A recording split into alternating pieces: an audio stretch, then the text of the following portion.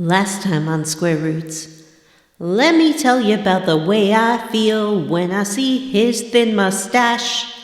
I want to take him home and buy him books with all my hard-earned cash. Oh, Lemmy Haskell, you're the boy for me, the cutest occultist I did ever see. We'll be together till the end, then I'll come back as a ghost and we'll be together again. Lemmy Haskell.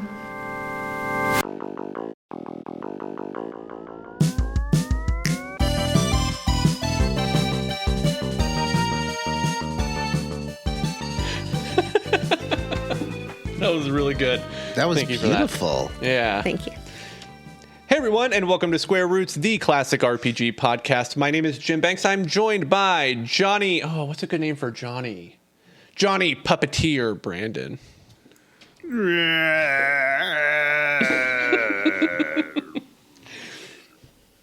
And Vanessa. I'm Vanessa. And this is a podcast where we play and talk about your favorite classic RPGs one chunker at a time. And this is episode 4 of Banishers, Ghosts of New Eden. Can we do it like a quick temperature check on this? Because we should. I mean, obviously, to the listeners, we're down a host. Matt has quit, not the show permanently, but he's quit Banishers. So that being the case, and Johnny, you were going to take a hiatus, but you are joining us because we are being a bit more accommodating than usual to work around your work schedule. But I want to take a quick temperature check for you guys. Are you guys enjoying Banishers? Yeah, it's a good game. It's a very good game. What would you compare it to, Johnny? I'm curious where this falls in, like Johnny's mental video game land. Like in terms of versus other games I really like. Well, no, like what would you compare the gameplay to? I guess, or like the playing the game itself. Half adventure game, half Witcher 3. Okay. Oh, that's a good way to put it. Okay. I was kind of thinking Witcher 3 is probably the best comparison, I think. But before Witcher 3, I was kind of thinking it was like, what's that first one that you mentioned? Dark Souls? What? No, what games did you just compare it to? Just an adventure game, just random like adventure game. For me, it's God of War mixed with like Assassin's Creed a little bit. Less platformy Assassin's Creed, kind of. Mm-hmm. Vanessa, what do you think? I think it's like Red Dead Redemption. Have you played Red Dead Redemption? No. Well, yeah, a little bit. How was it like Red Dead Redemption?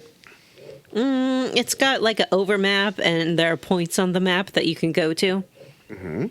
Okay, yeah, sure. You're shooting old-timey guns. You shoot old-timey guns. There's lots of people in hats. Mm-hmm. Sure, lots of fun outfits. Yeah, you don't have a horse, but you wish you did. Mm-hmm. Maybe you if should you have go a horse in this game. When you're like warping between campfires, you're riding a spectral horse. Ooh. Do you think they don't have horses because a horse would just be scared of Antea? Yeah. Horses hate ghosts. Horses are famously afraid of ghosts. Mm-hmm. Yeah. Whenever they're around one in a movie, they always rear and they stand back on their hind legs and they kick people.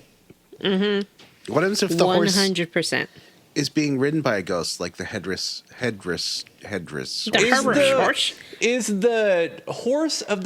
Is the headless horseman steed also a ghost? Yes. That's just a normal horse.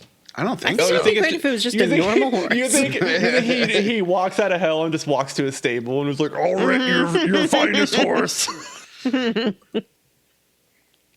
Maybe. I like the idea of the headless horseman's horse just like in the pasture in between haunting ridings and chewing on grass. I like that. That's a nice life for a horse. Mm-hmm. Jim's got all the new horse knowledge now. He's heard a horse fart. He's a horse boy I heard now. a horse fart. I've seen them go number 1 and number 2, like really close to me. So I'm pretty much a horse expert. What did you do? Did you like jump away? I mean, I moved further away. It's a power move. It is Jim a power move. Yeah. You thought they were embarrassed about it. I don't think they're embarrassed about it. Maybe they're proud. What's your favorite snack to give to a horse, Jim? The other day, so when I went and met Amanda at her horse show a couple days ago, we went out to eat at a restaurant, like, so she could like take a break from being at the barn and stuff. And then when we went back, we had these like dinner mints, and there was a peppermint one and a green spearmint one, and one was like a chocolate mint one. And I gave, Amanda said that horses really like peppermint, so I gave the horse the chocolate mint one, and the horse was like nodding its head up and down, like breathing really loud, like he loved that mint. So is chocolate okay for horses? Yeah, I think in like small they're amounts. so It's like a big. 1,200 pound horse and like a 1 ounce little mint. So. Yeah, I used to give the horses sort of by where I was going to school some breath mints occasionally. They like those a lot. Yeah, they do. Also, carrots are good just because it's a very satisfying crunch you hear from the horse. What were we talking about? Horses! Red Dead Whether or not we like Banishers. Oh, Yeah. I have already finished Banishers because I liked it so much, and I'm hoping it's not going to be a problem. Thanks won't be to a my famously short-term memory when it comes to games we play for the show. No, it's actually if you can get through the game pretty quickly. Like I think if you go like especially if you're only doing story stuff, you can get through the game pretty fast. Right, but Johnny. I also did every single haunting. You did everything there is to do. So Yeah, I did every haunting. I did every treasure route. every map marker you. I didn't do every single explored. one. I didn't open wait. every cursed chest. Oh, you didn't open every cursed chest? No. Whoa. I didn't do. We'll talk about it, but I didn't bother doing the one in the mines in this chunker. And it just wasn't something I wanted to do. And you know don't have what? to. That's Oh. the wonder of gameplay. You get to make That's true. choices. But like I was looking at my inventory when I finished the chunker, and it seemed very light. Like I should have more guns. I should have more weapons for red. Like a better sword and torch thing for red. Well, I guess so, but you can only carry one at a time, or wield one at a time, and you can upgrade any of them to maximum, so you don't really need to collect everything. Yeah, Right but now, some are just by default way more powerful than others. Like there's armor that I got for red that like on its third like upgrade tier is like a I think like a 24 defense, and then I bought like a really expensive one from a merchant and upgraded it to like 4, and it's at like 37. It's wow. way more. It's like way better than the other one. So I feel like there are varying degrees of how powerful things are based on their or like non-dependent on their upgrade or independent of their upgrade tier. But I don't know. I could be wrong. Johnny, sorry, what were you saying? I've upgraded. I sort of mapped all the upgrades, so now Antea is like a damage tank. She's just exploding things, and I do that too. Yeah, that's pretty fun. Yeah, she can level out like an entire encounter if you're like spaced correctly, like relative to the enemies. It's fun. All right, well, before we get into even more Banishers talk, because we all love it so much, why don't we talk about some Honk Gaming, Goose?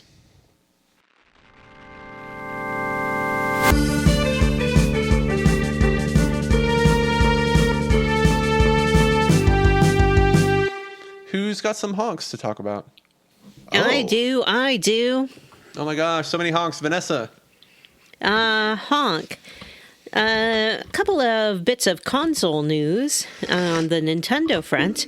They've announced that they are going to raise the price of the Switch 2 effective September 1st of this year by about $50. It will vary by country, but in the United States, it's going up to $499.99, or as we like to call it, a gentleman's 500. And I think in Europe, it's about 30 euros. And in Canada, that's probably, I don't know, $70, something like that. So if you are on the fence about getting a Switch 2, you might want to get one before September. It's On like, the what, like- PlayStation front, sorry, Jim. I was to say that's like an 11-ish% increase. Is that a lot? Is that more than what people were expecting? Well, I don't know. I think that the sort of idea of it going up at all is surprising because generally when we think about electronics, we think they're priced as high as they're ever going to be when they initially come out, right? And then eventually depreciate in value. But that's not how the world works anymore because everything is more expensive. For some reason, and we don't know why. We don't know why. We can't put a finger on it. There doesn't seem to be any rhyme or reason. It's just temporary. It's just temporary, and then every price is going to go down, and we're going to be richer than ever. Soon we'll all be rich. Mm-hmm. And it's more than one problem. It's like a problem hurricane. Yeah, it's hurricane season. Mm-hmm. And the hurricane's made of problems. Oh, yeah. The good people at Sony are being a little bit coy about the release date of the PlayStation 6, but rumor has it that it might be delayed to 2028 or even 2029. I mean, and like, this is something I've been thinking about a lot, coming to terms with being an older gamer, you know, outside of Vanessa, all the hosts are middle-aged.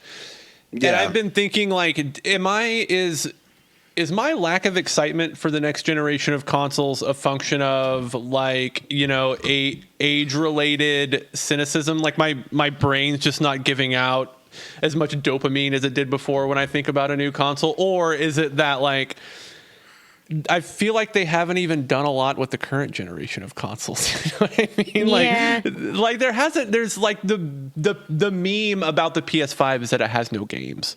Like, why would I be excited about the PS6? Well, I think that part of it too. Games. Yeah. Fewer part of it games. is, or maybe you less. think about the jump between the Super Nintendo to the Nintendo 64. And that was like monumental, right? Like there's no way that you could play a Nintendo 64 and mistake it for a Super Nintendo game. Like if it was a Nintendo 64 game. And the jump between like the PlayStation 2 and the PlayStation 4 is pretty big as well. Like you can look at those and say like, yeah, there's a huge difference here. But when you look at the difference between the PlayStation 2 and the PlayStation 3, it's a little smaller. It's pretty... Yeah, but it the doesn't PS2 feel like I think was really held back by having terrible specs too. Yeah, PlayStation 2 was crappy. So maybe 2 to 3 was like a big thing, and now like 5 to 6. What is 6 going to have really? It's like is it going to be? Is it going to be something where we can look at it and be like, oh my god, this has to be a PlayStation 6 game? Because I don't feel like when I play a PlayStation 5 game, like it looks fine, but I'm not like blown away in the same way I would be comparing a Super Nintendo game to a N64 game. These companies really try to sweeten the pot with like new console generations by throwing in like other kind of like hardware knickknacks. Like the PS5 had like the 6-axis controller, the PlayStation does have the dual analog thing, but like the 6-axis, maybe like 10 games really made it a feature, and the little touchpad, the DualSense, the DualSense, like maybe 10 games like really leaned into it in a significant way. But like, what's the because like obviously people don't care about that. So like, what's the PS6 gonna have? And like people obviously like VR is not catching on. So like, is there gonna be like a new format? You know what I think that they could do, but I don't know if they will, is if they really wanted to attract people, especially younger people, I feel like integrating something that lets you take like lengthy captures of your own gameplay and then like a built-in editing software to make them into little clips that you could put on YouTube or Instagram or something. And then that's like what the NVIDIA software does. Right. But like more accessible, like integrated streaming features, it seems like might be something that could get people over. It almost seems just like people just want it to be a PC. And that's kind of what they are well, that's now. true too. Yeah. And it's sort of like a combination of a PC and an iPhone, where now, like, who cares about the difference between an iPhone 14 and 15? Like, there are differences, and if you for certain use cases, it makes a huge difference. But between PS5 and PS6, it's going to be the same games but prettier, and that's fine. Like, that's why I upgrade my PC. Well, was that what the PS5 Pro is for? Yep. And the PS6 is just going to be a PS5 Pro. PS5 Pro Plus. Yeah, the new Xbox sounds like it's going to be a little more expensive and different, where it's more of a PC that plays your old Xbox games. I'm interested in what they're doing with the Xbox and with the new Xbox, and I'm really curious if any of that is going to change with the new CEO making all of these like integration decisions and development decisions, like in regards to like the base elements of the platform. It seems like because like what I heard about the new Xbox was that it was going to be spec'd and run on Windows like a PC, but like all of the Xbox stuff and all that was all going to run through like a web like interface, almost like a browser interface kind of thing. It just seemed like a really shitty way to integrate all that. And so I wonder if they'll change that with because I was pretty skeptical about this new Xbox CEO, but she's making some really like player centric decisions. So I'm interested to see if they keep with the same kind of path on the new Xbox. Yeah, I don't know. For now, I think that I'm just going to keep I don't think I'm going to buy a next generation like main console anymore. Yeah, me either. Like, maybe if Gran Turismo 8 comes out, like that would be something that would get me on a Sony one. But that's what I was going to say. If they release Bloodborne 2 on the PS6, I'd probably buy a PS6.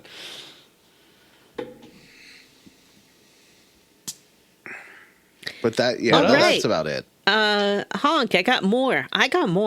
I got all the news this time. Ooh. More Sony news. Sony also recorded a $565 million impairment loss against Bungie after the poor performance by Marathon. Jim, you're a business guy. Do you know what an impairment loss is? I would assume it's probably like just a red line on their P&L. Like the P&L for Bungie is probably in the red by $565 million. It's a big hole in their books. Well, it's sort of like a permanent, from what I understand, a permanent devaluation of an asset. So. Oh, is okay? Yeah, that makes sense. So what does that mean then? Does that mean that the value of Sony as a whole is down by that much? You would think that it would have to be because they own Bungie. So this is a question, and you might not know this. If you're a business savvy listener, email us at squarespodcast@gmail.com and let us know. But like if a company, so let's say Sony does get diluted by $500 million, does that get distributed on does that reflect in the share price, I guess? Like if they have 1 million shares and they're down by 565 million, does that dilute their stock price by $5.65 or whatever? I don't know if stock prices are actually connected to actual value, though. I guess that's true. That's probably like how much they're worth to the bank, not necessarily to their shareholders. Yeah. Yeah. Because that makes sense. Stock is just whatever people are buying and selling it for. I would imagine that impairment just probably affects how much money they're able to borrow. Right. Like what their value, what their like company valuation and probably is. some taxation issues and things like that too. Yeah, that's a good call. But it doesn't seem good, and so it'll be interesting to see how much money they're willing to put into Bungie now and Bungie I wonder projects. If you work for Bungie, because Bungie, how much did Sony pay for Bungie? It was like an incredible amount of money. It was a huge amount of money.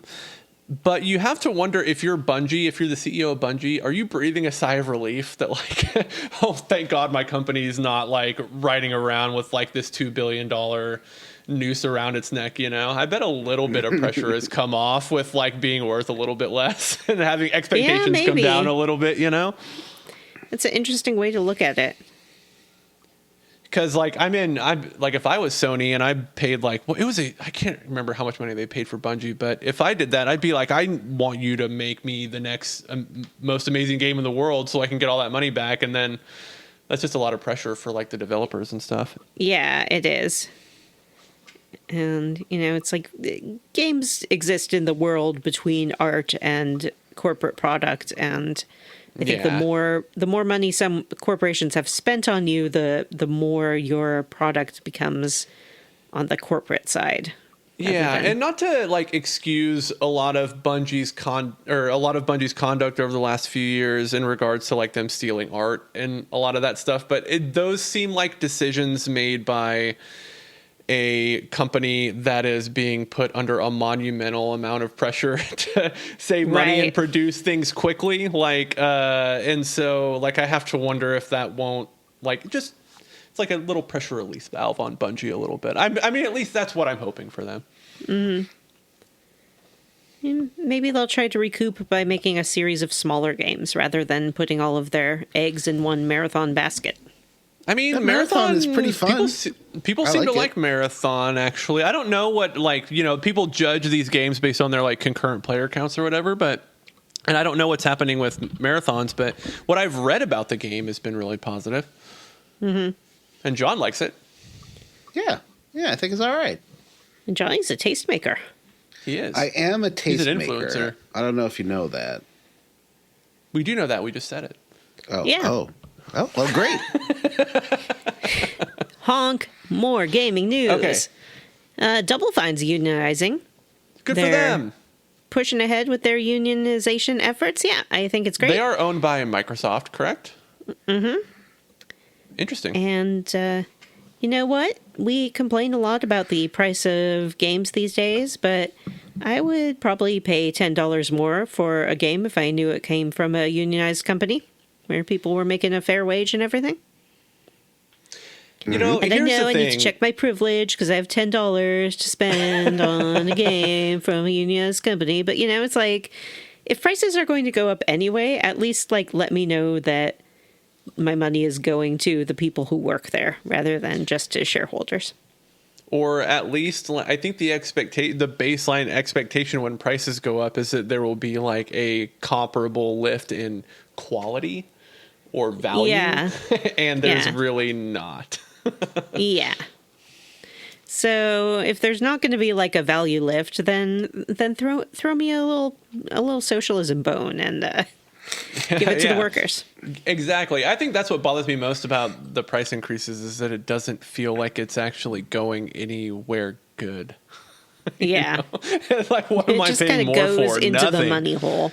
Yeah, it just goes into the money. You have to go. That's a good way to put it. It goes into the money hole. Mm-hmm.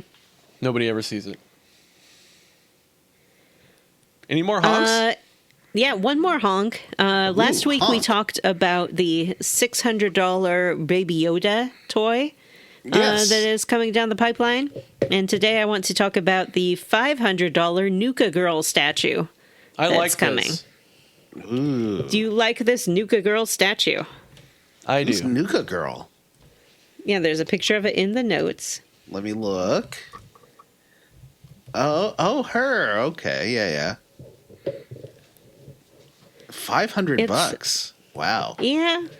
But think about all the things it can do. It can, like we talked about how Baby Grogu would talk and waddle and things like that. Yeah.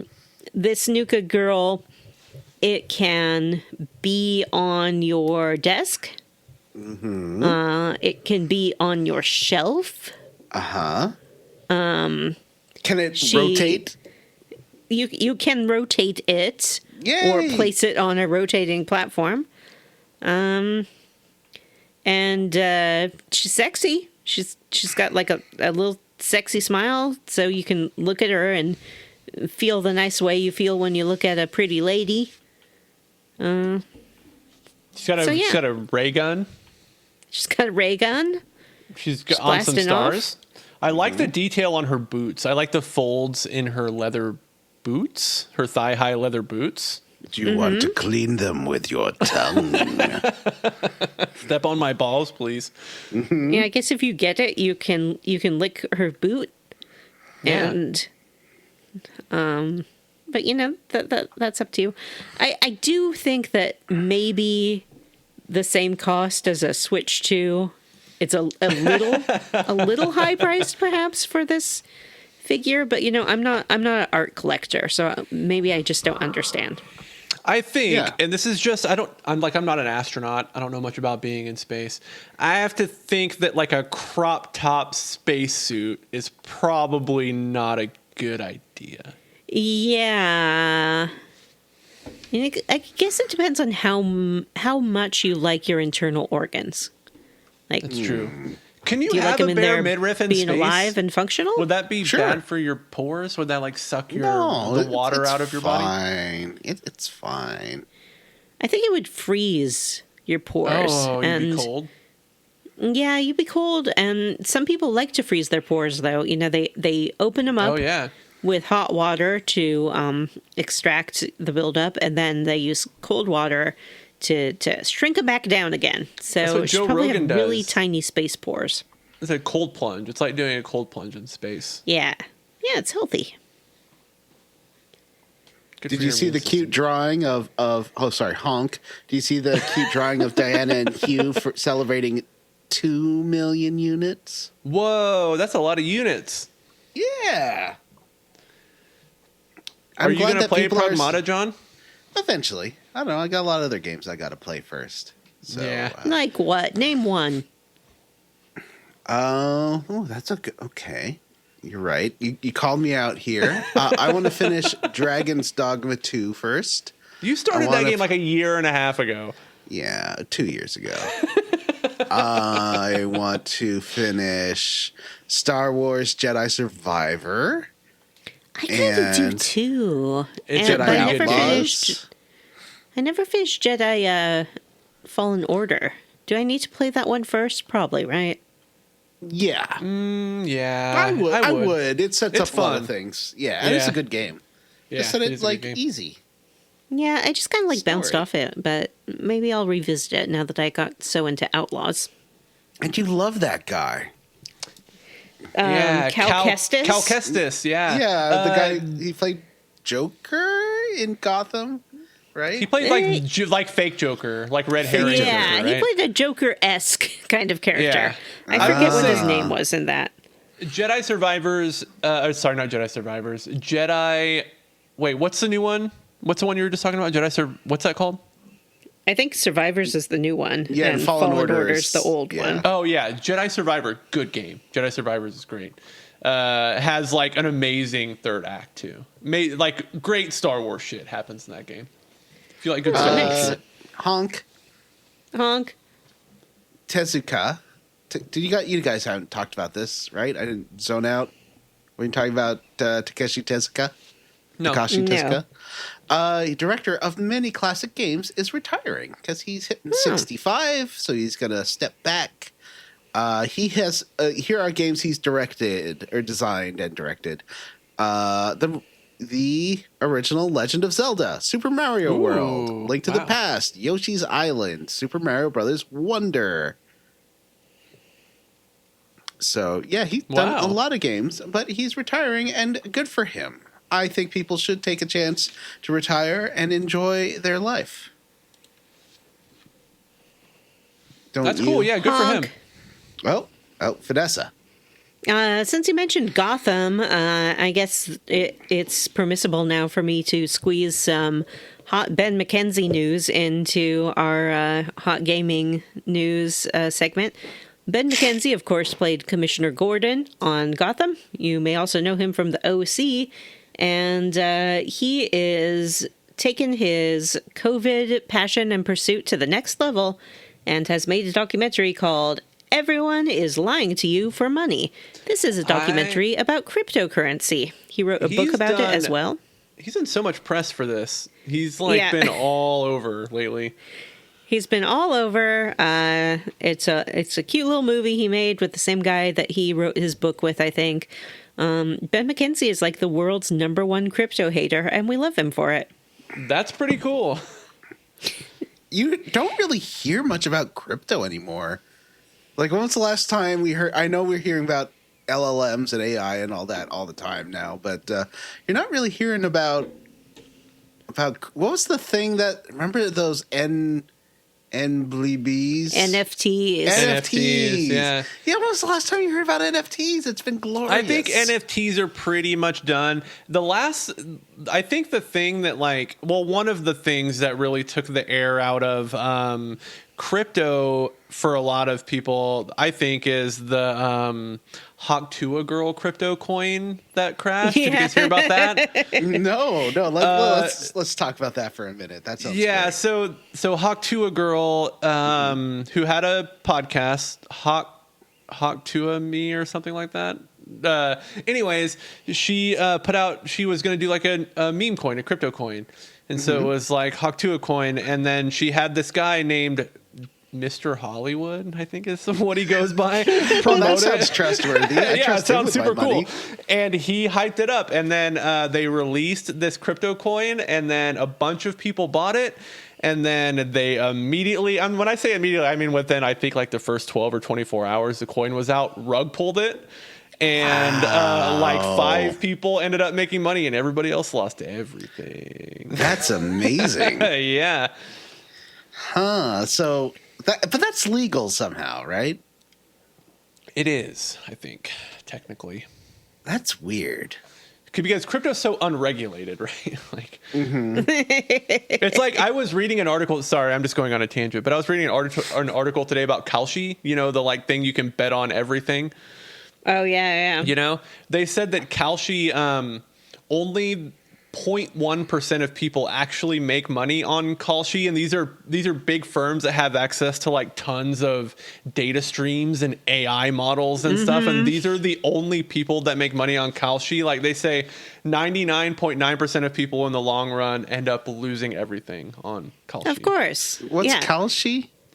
Kalshi is a platform that lets you like bet on like whether it'll snow tomorrow. Oh, or, like, okay. One of those like monetization things. Yeah. The only real way to like make money in it is to insider trade, essentially. And correct. Yeah. some people get caught and some people get away with it because it's really hard to trace, okay, Joe Bob, bet on this stock doing something or on some product being released and he doesn't work for the company. Are we really going to like go through everyone he knows and try to find the connection? Yeah. I think the only person they've punished for that insider trading is a soldier who bet on like an Iran attack date. But everyone in the White House who's made tons of money is totally fine. Completely fine. So it looks like there are 9,998 Bored Ape NFTs still for sale if you want to. Oh, hell yeah. Patrons, patreon.com/square-roots podcast. Yeah. If you pitch in enough, I think they're still priced strangely high, like $23,000 or something. I don't know. But, pitch in so we can buy one of these apes.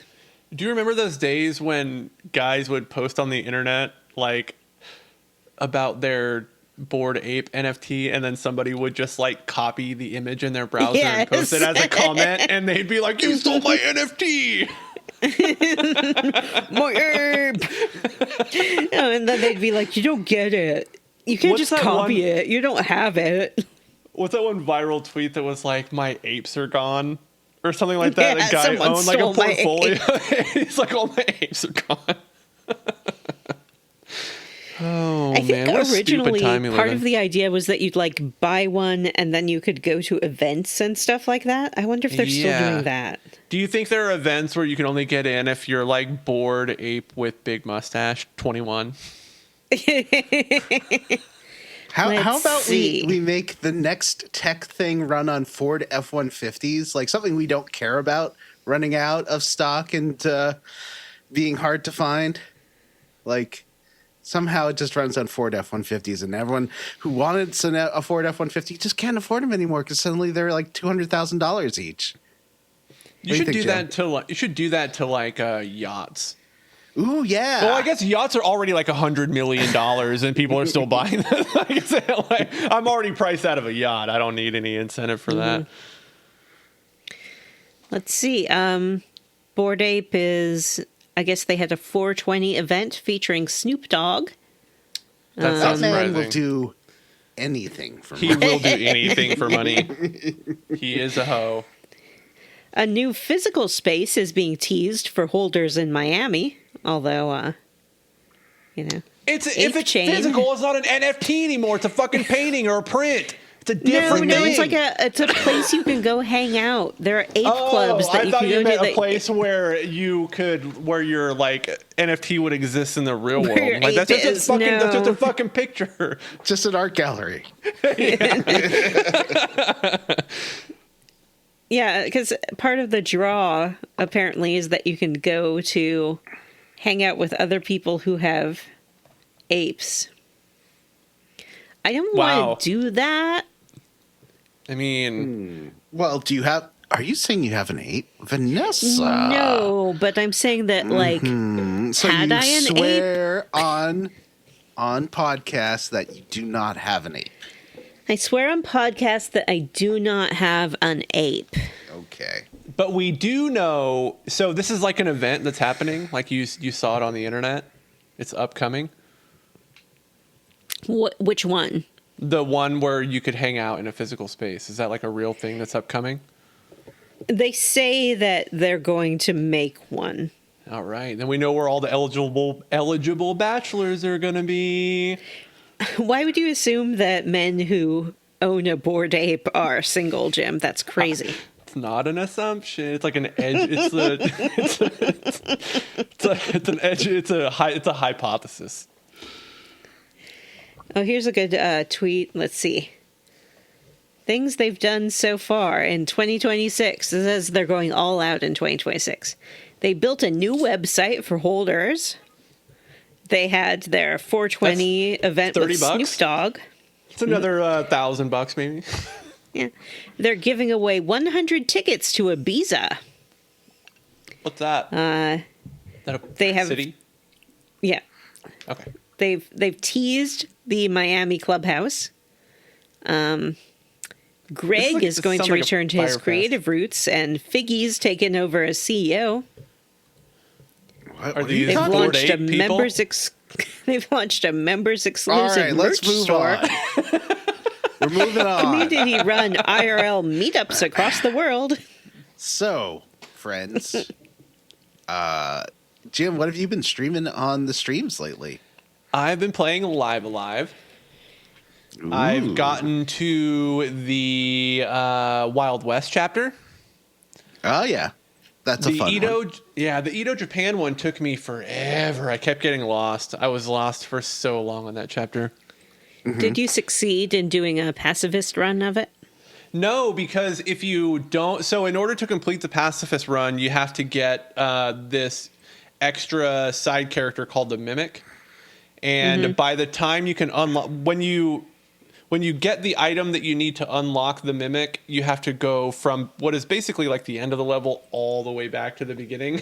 In order to avoid one combat encounter. There's one unavoidable combat encounter right before the final boss that makes you go all the way back to the fucking beginning if you want to do the pacifist run. So I just abandoned it at the end. There were 3 guards at this door. I had only 3 kills the entire run. Well, that's So I almost did practically it. pacifist. It's practically pacifist. I avoided Yeah. I didn't kill anybody else. I killed a few spirits to like grind, but those don't count.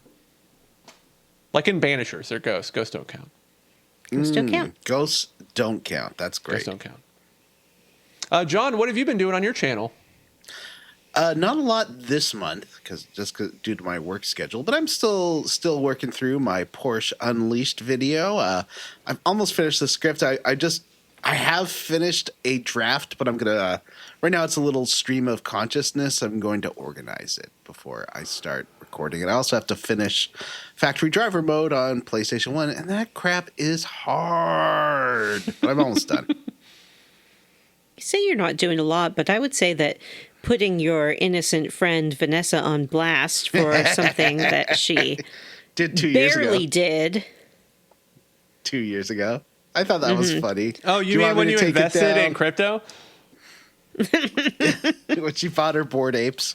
Yes, I did post a little video I thought was funny of Vanessa. I just came across it in my videos of Vanessa bullying me with a tuba, and I thought it was great. That video's was great. gotten like 20 views. No one cares. It's fine, Vanessa.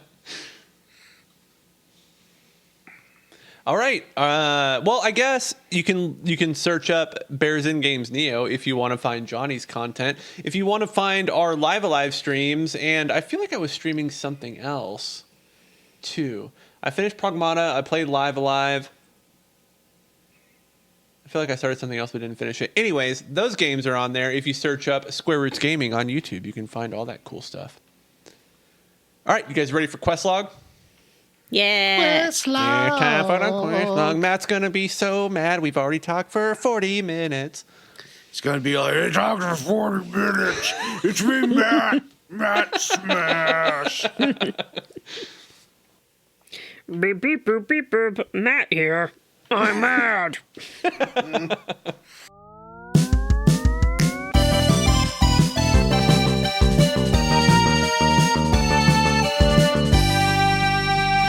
So last chunker, we dealt with Lammy and Governor Haskell, and we completed the Harrows region of New Eden. Now we make our way north to Fort Jericho to find out what's happening with Captain Pennington. It's Fort Bad Performance. Aw. Fort not quite 60 frames per second on my PC.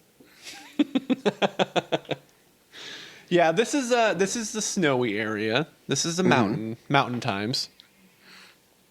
In the game, our machines just don't like it very much. Yeah. So hard to render. Pretty strenuous. It looks good, like all the snow sticking on red and That's what I was not gonna on say. Antia. The snow that collects on his outfit and in his hair looks good.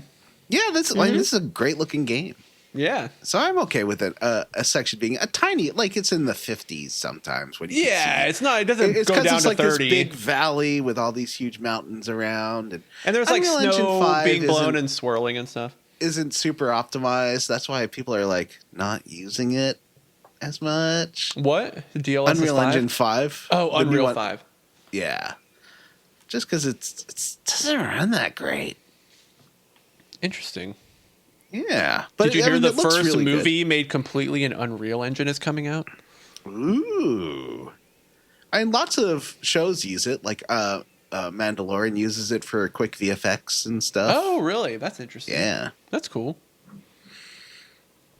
But yeah, we make our way north. We have to fight a little mini boss on the way, which I don't think you've had to do in any of the other areas. You have to fight a harvester here, that clouded harvester, made that like stick guy. This is Steve? Steve. Such a kidder. Oh, you're such a kidder, Steve.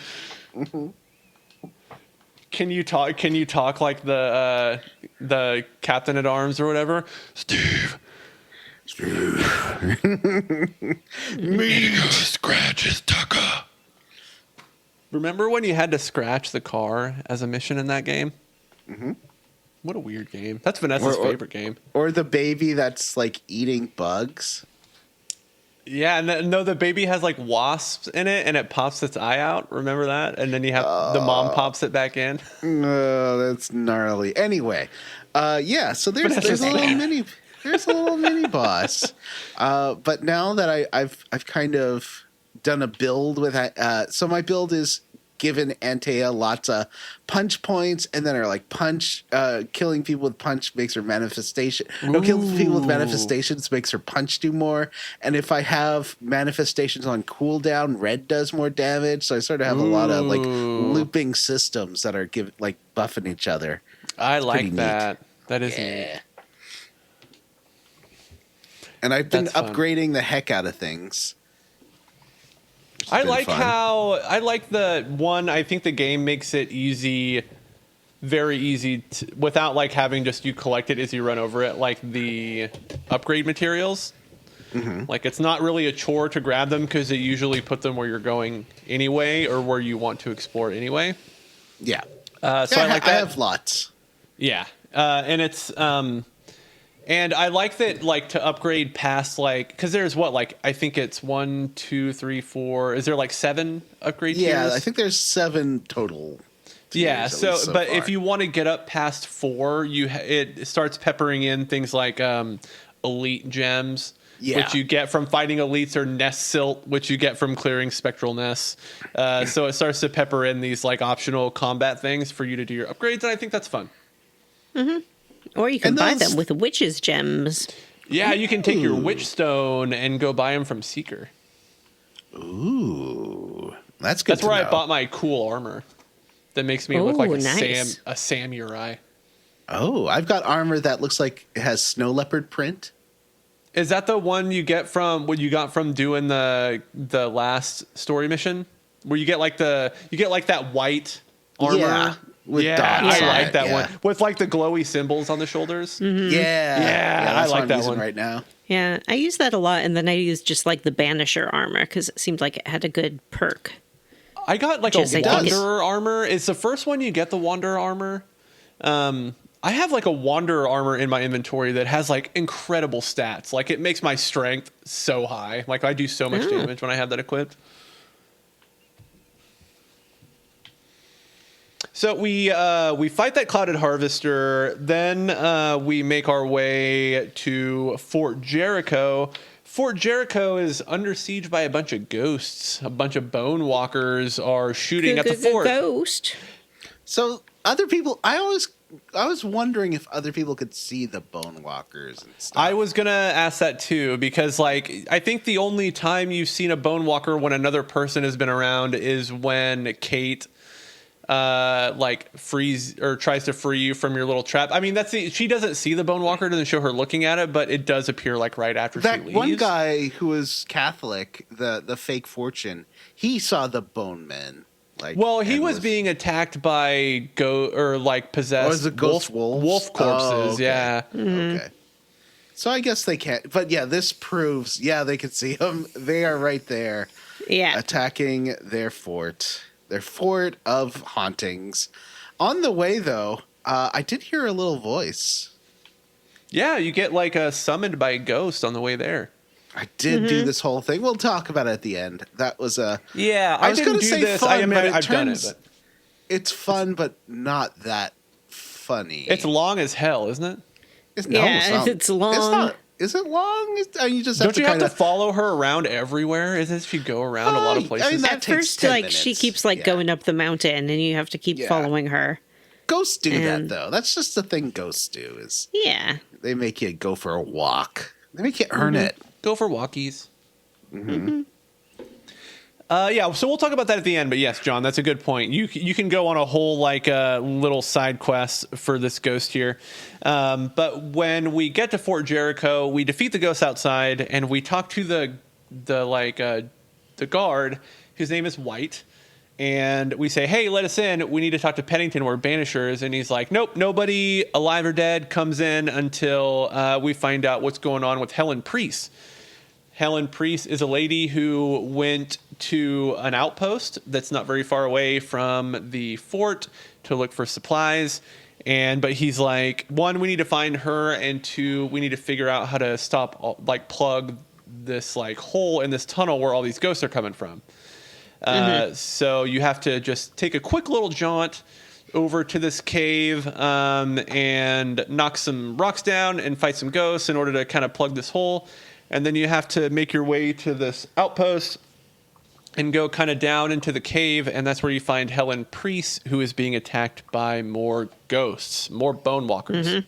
Helen is she's not maybe she's like my favorite side character in the game, I think. She's one of the more interesting characters. She has a ghost friend. When you find her, she's being accosted by these bone walkers, but she has like a ghost buddy who we find out is her husband named Sebastian, who died in these mines, 7 years prior? And she can immediately see Antea. Yeah. She says that Sebastian just showed up recently, despite having been dead for so long. And he sort of says that he just felt like she needed his help. This guy is red flag city. He is love bombing this lady like there's no tomorrow. Just He's constantly. Her husband. But I mean, it's laying it on pretty thick. I think if you're married to someone, you're allowed to do that. Do you I think guess like if you're dead, they where's would the be line? You know what I the mean? couple who post a lot of like hashtag blessed, hashtag best husband ever. Hashtag, Yeah. I think they also they have a joint Facebook account. You know. It's Oh yeah. Oh yeah. Helen and Sebastian.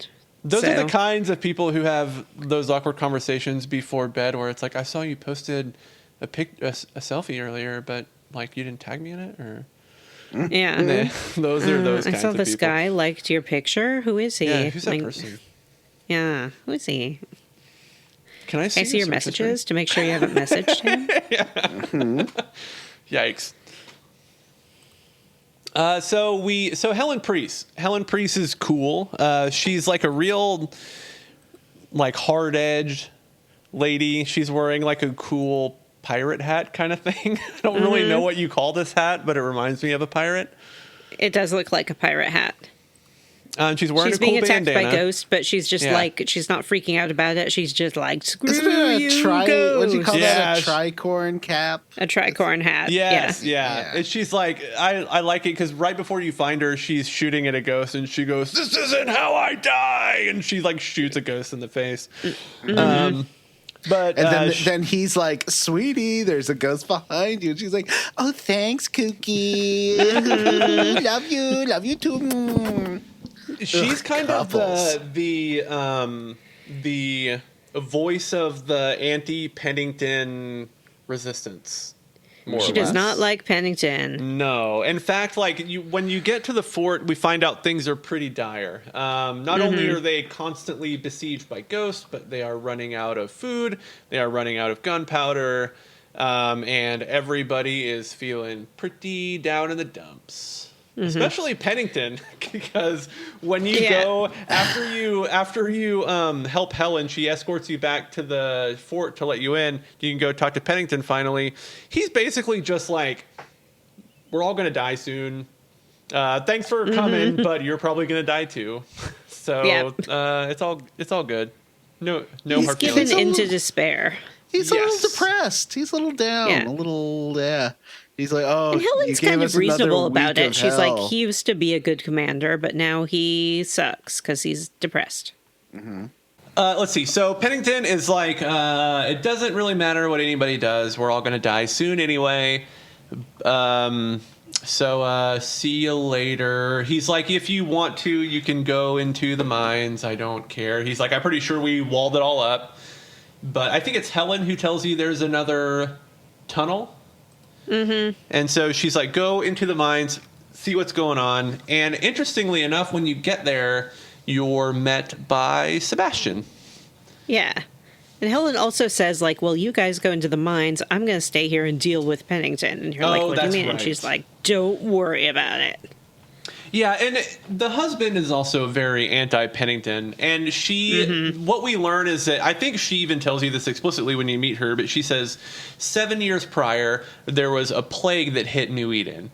And she said Pennington made, or she didn't, I think she does say Pennington. She said Pennington made the decision to wall these sick people up in the mine and let them basically die or starve to death. Yeah. And so that's why she hates Pennington. The husband, when he comes back, he's like, yep, that's exactly what happened.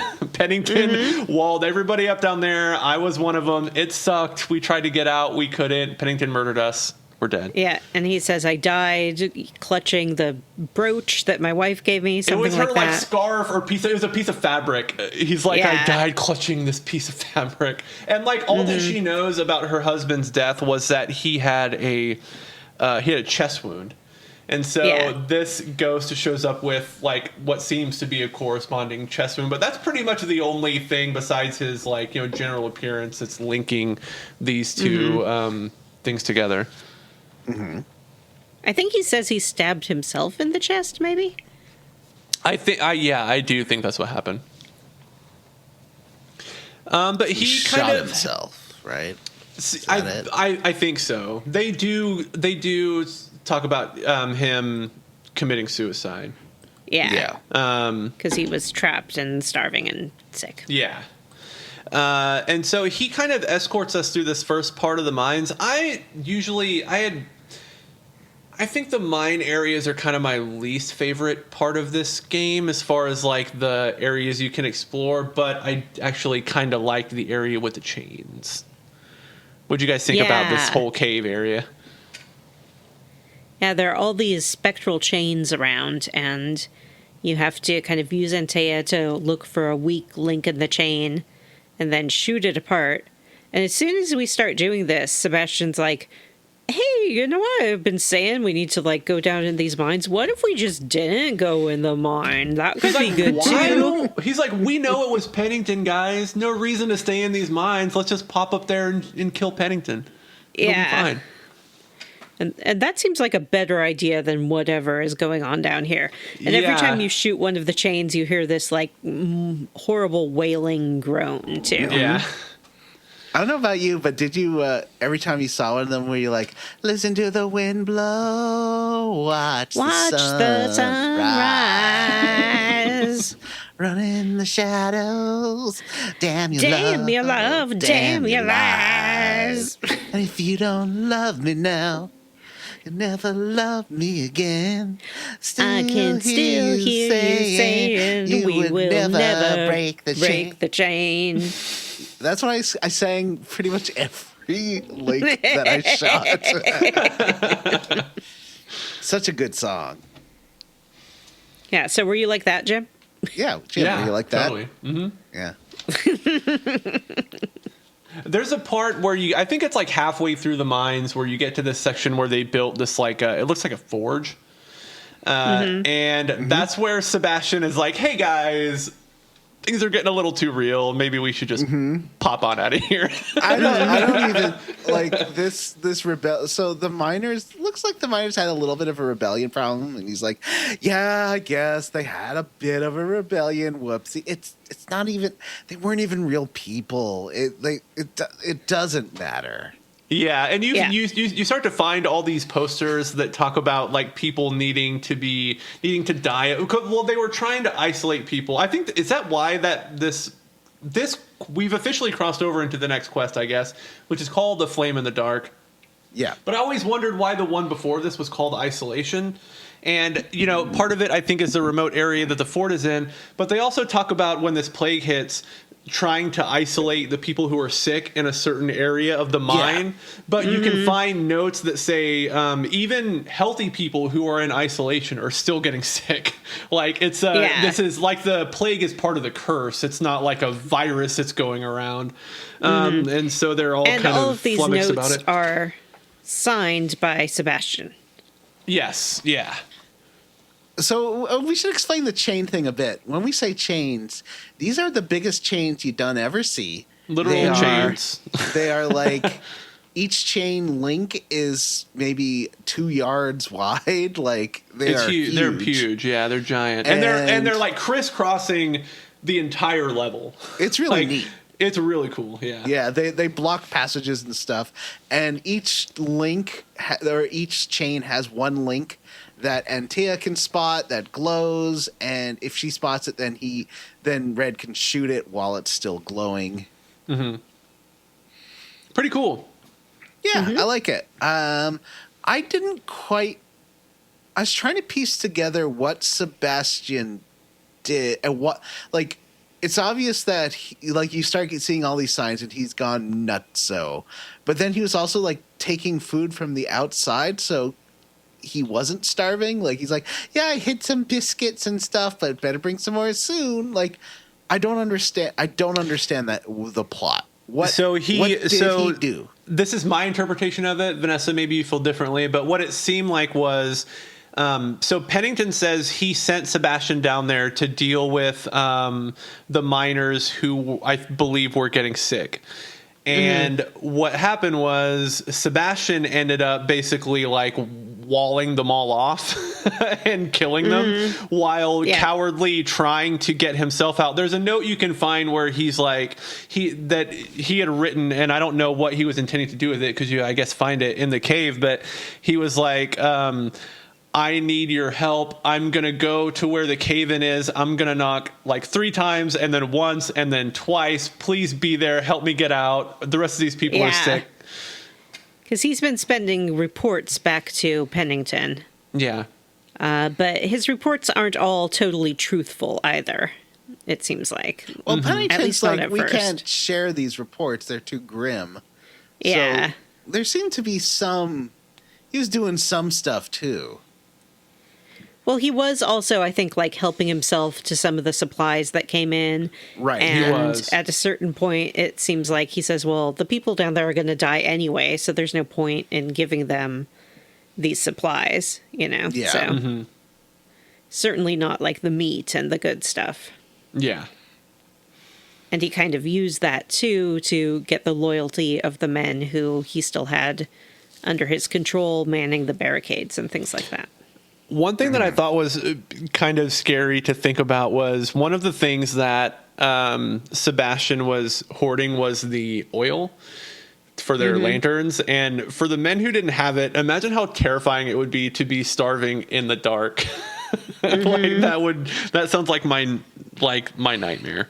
Well, I think, like, you follow a lot of apparitions of this guy, Josh, and in the end, Josh just throws himself down the pit because he's tired of starving to death. Yeah, it's pretty fucking grim down there. Yeah. It's not great. There's a lot of... I was thinking about this throughout all of Fort Jericho, that there's a lot of times where they're using, like, languages and expressions, especially, like, Red and Antia, that feel modern. But to me, that seems okay, because I think it sort of helps you relate to the characters more. Like, they use expressions about, like, self-care and stuff, and, like, you're dealing with a lot. And, like, no one would say that. That's true, yeah. In the 17th century. But does that bring you out, or are you okay with, like, some of the writing that does not feel tied to the era? Because some of it is, and then some of it really isn't. Especially when they're being nice. If you're being nice to the people, for whatever reason, it just I think that's a good point. Like when they're being kind to each other, it doesn't feel like anachronistic. It just feels like they're being nice. You know. All I can think about is the trailer for Chris Nolan's Odyssey, where Tom Holland goes, "My dad is going to come back." And for some reason, like, he's like a dad? he's like a 30-year-old man, and in that trailer, he's like, "My dad's coming back." And also, it's like, we're just so used to period pieces being like, my father, My you know? father. It's like, And like when have you Falstaffian heard someone language, say you know? my dad when they're like wearing ancient Greek costume? But that you was, can't. Daddy's There's coming no- back. There's that no stuck law. out so much, yeah. They aren't really speaking English back then, so it's fine. I don't know. But here, it isn't, like, we could still understand them if they were speaking. Jim used the word Falstaffian. I don't know that word. Falstaffian. It's like a word for people, you know, like when people try to sound like more regal by putting on like a fake kind of British accent and really projecting, you know what I mean? That's like Falstaffian. Yeah.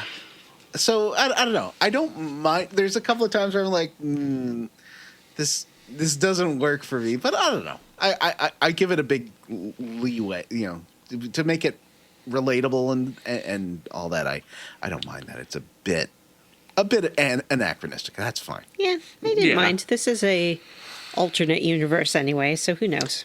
I think I would have true. been annoyed if they had tried to make it period specific, because I think saying it the way they did was the more concise way of writing it. Mm-hmm. Right. So eventually we find out enough about Sebastian that he just like runs away.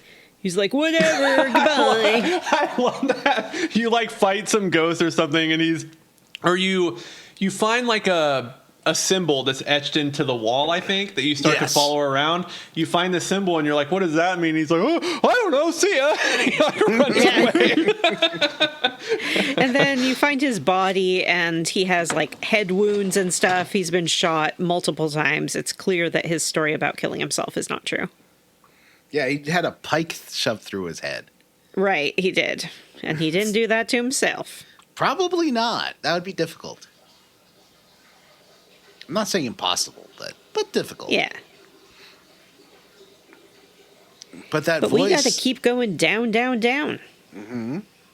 Because you're following his sort of ghost trail now, all the way down to the bottom of the pit. Down, down, down to the bottom of the pit.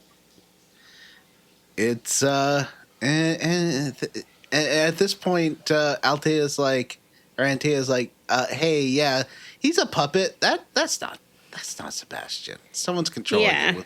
We need to find the puppet master because this is not his ghost. His ghost didn't have like a object of focus. That's right. Like, yeah. So they're like, well, he can't be a ghost because yeah. So like, this is something else that's manipulating Helen via lies. Yeah, via the specter of her dead husband. Mm-hmm. Doesn't seem cool. Like, not a good thing to do. I don't recommend it. Boo on the puppet master is what I say. Boo. And I'm not afraid to. I'm not afraid to take that stand. You're saying the puppet master sucks. Well, I'm saying don't puppeteer ghosts and pose as someone's deceased loved one. It's just not cool. I won't. Okay. Mm-hmm. We agree. It's agreed. Jim, are you going to not puppeteer ghosts and pretend to be someone's loved one? Do you agree with us on this? Well, I promise not to do it. Thanks, Jim. Matt? I will do it. Fart. I make him tough. I don't make him farty. I just make him like, fart, Bowser. Oh, it's me. Princess Peach. That's Matt. Now, my Matt impression has always been fart, my butt. That's and true. then at one point his children started doing it. Have they even played Fable? I don't think so. Yeah, so we get down there and we're introduced to Anima from Final Fantasy X. It's Seymour's mom. It's Seymour's mom. I learned that in Scooperty. Yeah, you did. We see a specter of, or like an echo of Pennington being down here in the mines. Yeah. And what's the difference? There are different degrees of echoes in this game, because whenever like you see one of those like radiating things in the environment that you like get voiceover for, you know, where you're like hearing a memory, that's an echo. But then when the game full on does a ghostly cutscene, that's also an echo. Yeah. So we learned that Pennington did come down to the mine at one point to try to stop what was going on. And what he found down there freaked him out so much that he ran back to his office and decided that everyone was going to die and there was nothing that could be done. I mean, what had him so scared? If he saw what we saw, I could see like a normal non-Banisher person seeing that and being like, we're all going to die. Right? Yeah. I think so. I would be pretty scared. This is the scariest boss in the game, I think. I agree. Cool. It looks like Anima, but with longer hair. And like a bunch of, they look like belts, like a big metal mask over her face. Yeah, Anima had that though, didn't she? Yeah, she did. And they did. She had the belts all over her face. Yep. Yeah. So this is a big giant lady, and she says she's chained to the wall, and she begs you to let her go. And you can say, like, well, what are you going to do if we let you go? And she's like, oh, I'm going to go kill Pennington, obviously. Like, I'm just going to totally go kill his ass. And you're like, well, we can't let you do that. And she gets upset by this. So are we to interpret this being Deborah? Like, in the memory, it seemed like it was Deborah. But we see all these different versions of things happening to Deborah, like her hanging herself. Let's talk about that, because I think this is a perfect place to talk about what's going on with Deborah, because the next step after this is confronting Deborah. So let's talk about what we've learned about Deborah so far. We know that Deborah was a school teacher. Mm-hmm. She was a big old lesbian Super lesbian. who was in love with Kate. When people started getting sick, she wrote a little article with her theories about the well water being poisoned and things like that. She did some scientific research, which was enough to inspire people to accuse her of being a witch. Specifically, like these two kind of super, the lady from the Mist supermarket, Yeah. jerk people. Yeah. The two super jerks did it. They went to Governor Haskell and got him to have Pennington arrest her and lock her up. Because, but only because they were threatening to kill Lemmy. Yeah, they were going to kill Lemmy. Lemmy. Lemmy, yeah. Is Deborah Pennington's daughter? No, What? Oh. absolutely not. Okay. That'd be a nasty thing to do to your daughter. Well, I thought Yeah. that's okay. I guess I misinterpreted that then. No. In fact, we learn all about his daughter later. But maybe that's a spoiler. But she's think definitely so. not. How dare you? So, after she was arrested, Governor Haskell tried to get her to confess to being a witch. She would not do it. He is very baffled. He's like, I don't understand why she didn't just confess, because then we could have let her go. But he's like, okay, well, then we'll have to have a trial. But the crazed townspeople did not want to wait for a trial and kind of busted into the jail. And they killed her by means of laying stones upon her body, which is a classic way to kill So a how- woman how accused does- of being a witch. But I thought I saw her hang herself, and she also got chained down here. Like, there seems like different stories. When she was found guilty, I think they put the stones on her, and what I interpreted this as, they put her body down there in shackles. But maybe they I held think her. that- Okay. Sorry, Vanessa, go I ahead. don't think she was like put down there. I think she was put in the prison. but you find her spirit- shackles down there, or her spirit just went down there. Yeah, I think her spirit is just kind of down there. Okay. And Okay. was like kind of maybe manifested by because the other that's men. where all those people died. So maybe Yeah, that's it's why where she they manifested there. died. Yeah, and basically they were okay. the same thing. Pennington did more or less the same thing to them, which is imprison them somewhere, which led to their death. I think when I had first played this game, when I'd first done my first full playthrough, and I think through a lot of this Pennington stuff, I was like skipping cutscenes, but like I came away with one, like I thought that Pennington had decided to persecute Deborah because she was gay, and the reason why I thought this, and I kind of felt that a little bit in this playthrough, because like when you asked her like, why did you do that to Deborah, when Red asked her that, and she's like Pennington goes, someone had to think of the school children, like she couldn't be around the Yeah. school children. And that to me, like, see, that's something that like I feel like we've heard so much in like the last 10 years or whatever, like Yeah. these people can't teach children, these people Yeah. meaning like people who are homosexual. Yeah, he Well, I definitely think has some also issues with witches her. and stuff. Yeah. they wouldn't want That's the other thing. And so I was curious, like, what is this, like a witchcraft thing, or is this like a gay persecution thing, or is it both? I think neither exactly, and we'll learn more about that next week. But he Well, next definitely week we're like doing he all the knew other hauntings, right? all the other hauntings. Yeah, so Yeah, maybe next week haunt or the town. week after, depending. How do you on want to do that? Like, Haunt we town. each take a couple hauntings. You just want to do Yeah, like a little that sounds haunting good. sample? Yeah. Okay. Yeah. So he knew she wasn't a witch, but he sent her to die anyway because he thought that she was just bad news. Bad news for the kids. He sucks. Yeah, he does suck.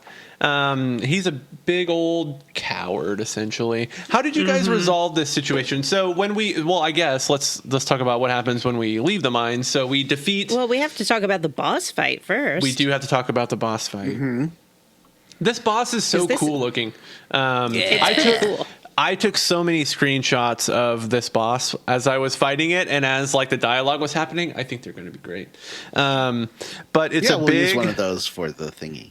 Yeah, it's a big thingy. monster that's chained to the wall in almost like a kind of a crucifixion type pose, like her arms are outstretched a little bit.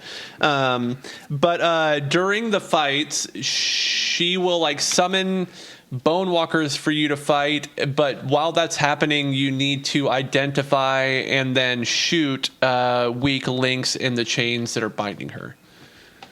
And for each chain link that you shoot, it does a little bit of damage to one of her health bars. And when one health bar is gone, you do a banish, and then in between phases, she will like kidnap Antea, and you have to run to like a certain part of the arena to unlock the area where she's being held. There's lots of fake Anteas, but you can follow her voice to determine which is the real one. I wasn't playing with headphones, and I think if I was, this would have been a lot easier. Yeah. You can also sort of like, as you get close to the encased figures, Antea's looks a little bit different than the other ones. You can tell there are bone walkers in there, yeah. The thing that's tough, though, is there's probably already 4 or 5 bone walkers in the arena when this is happening, so there's just like a lot of stuff going on, and you're constantly being attacked. This is a fun boss. Yeah. And eventually we break all of her chains. And then we find the ghost tie. We find the ghost tie, which are her shackles. And we get to have a little conversation with Deborah. And she talks about how Pennington is the worst of men. And he chained her up and left her in the dark. Worse than Haskell. Worse than Haskell, yeah. She hates him even more than she hates Haskell. One of the things I like about the game is that there's this recurring theme of like the moral rot of the leadership of New Eden, and how it's really kind of all their fault.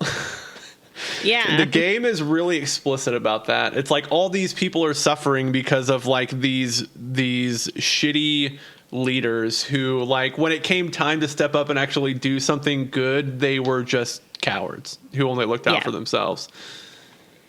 And by this point in the game, even though the vengeful spirit of Deborah killed Antea, I was just like Homer Simpson looking at his poster that says, "Do it for her." It's like, I have got to get to Deborah and give her peace and an ascension. Like, I don't care what it takes, but like, I am going to cleanse as much as I can because Deborah deserves not to be in this horrible situation. It really makes you feel for Deborah. I think that's one of the things that this game is good at is like taking things that like on at first glance seem antagonistic or things that like are bad and giving like making you empathize with them in a way that makes you reluctant to do the thing that the video game is going to make you do, which is to kill them and move on, you know?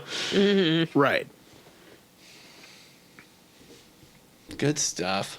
Well, so what'd you guys do? So I guess when we make our way out of the mines, I like that the game is smart enough to give you a shortcut basically right back to Pennington's office after you leave the mines. That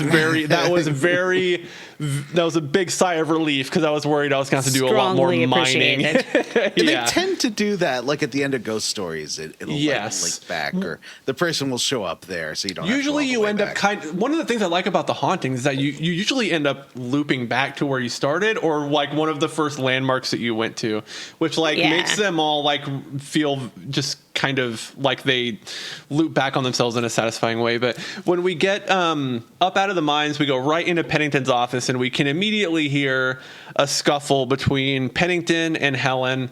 And when we open the door, Helen is about to execute Colonel Pennington. Yeah, she is mutinying and is trying to take over.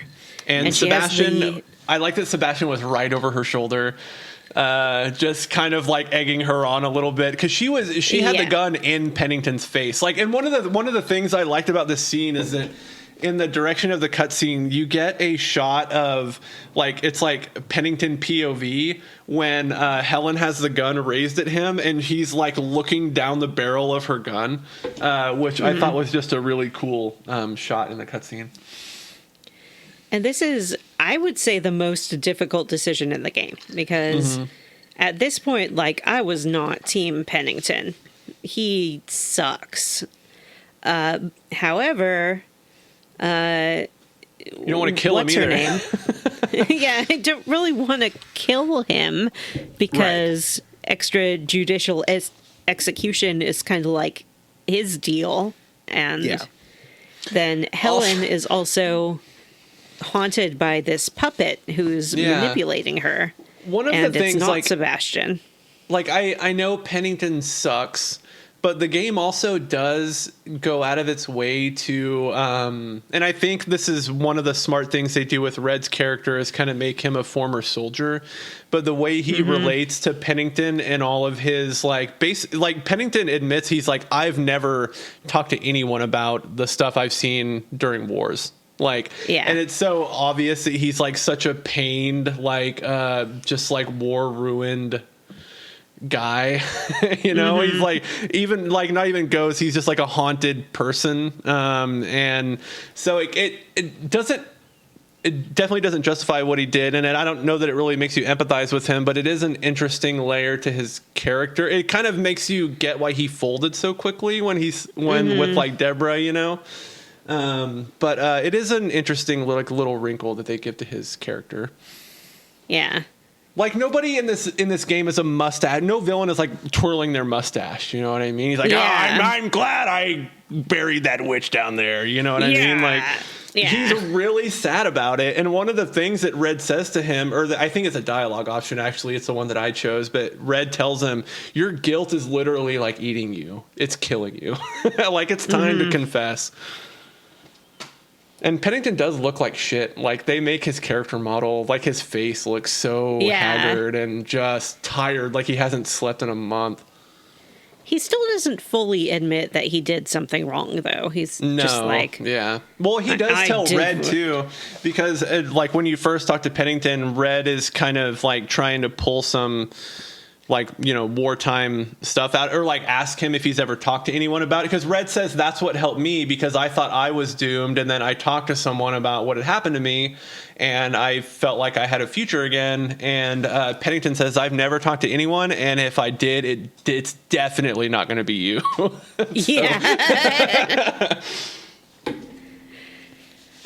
So I decided to not let Helen kill him and take over. I did the same thing. Ghost puppet husband. But and it was tricky. I think, and this was one of those decisions in the game where I was like, fuck, I picked the wrong thing, because right after you spare him, he puts Helen in handcuffs and arrests her for being a mutineer. And I was like, fuck, I picked the wrong thing. But then if you actually do the hauntings, you get a pretty good resolution for her. Probably my favorite haunting resolution, actually. Yeah, me too.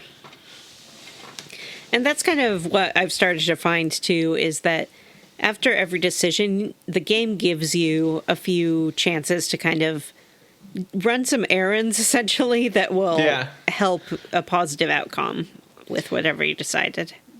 Yeah, I think that's fun. And it also, like, I think it's almost like a double click into these little like interactions that you have with the NPCs in the hauntings. Like the game gives you like just these little extra things you can do to like let you understand the characters of New Eden a little bit better.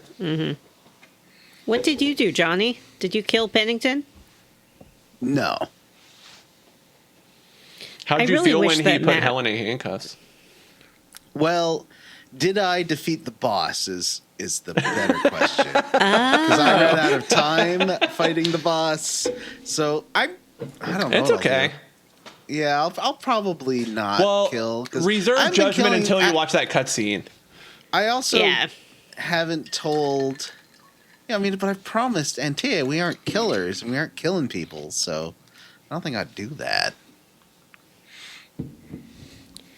I do, at moments like this, I miss having Matt on this series. even though he hates this game because Matt would be yelling at us like, "What is wrong with you?" Yeah, He deserves to die. He sucks. It's true. Matt would have fatality'd him a while ago. Oh, yeah. Probably before he even went into the mine, if he could find a way. Probably. So yeah, I guess that ends the mission of Flame in the Dark. The next story mission is, I think, the penultimate mission in the game. But before that, next time on Square Roots, we are going to talk about some hauntings.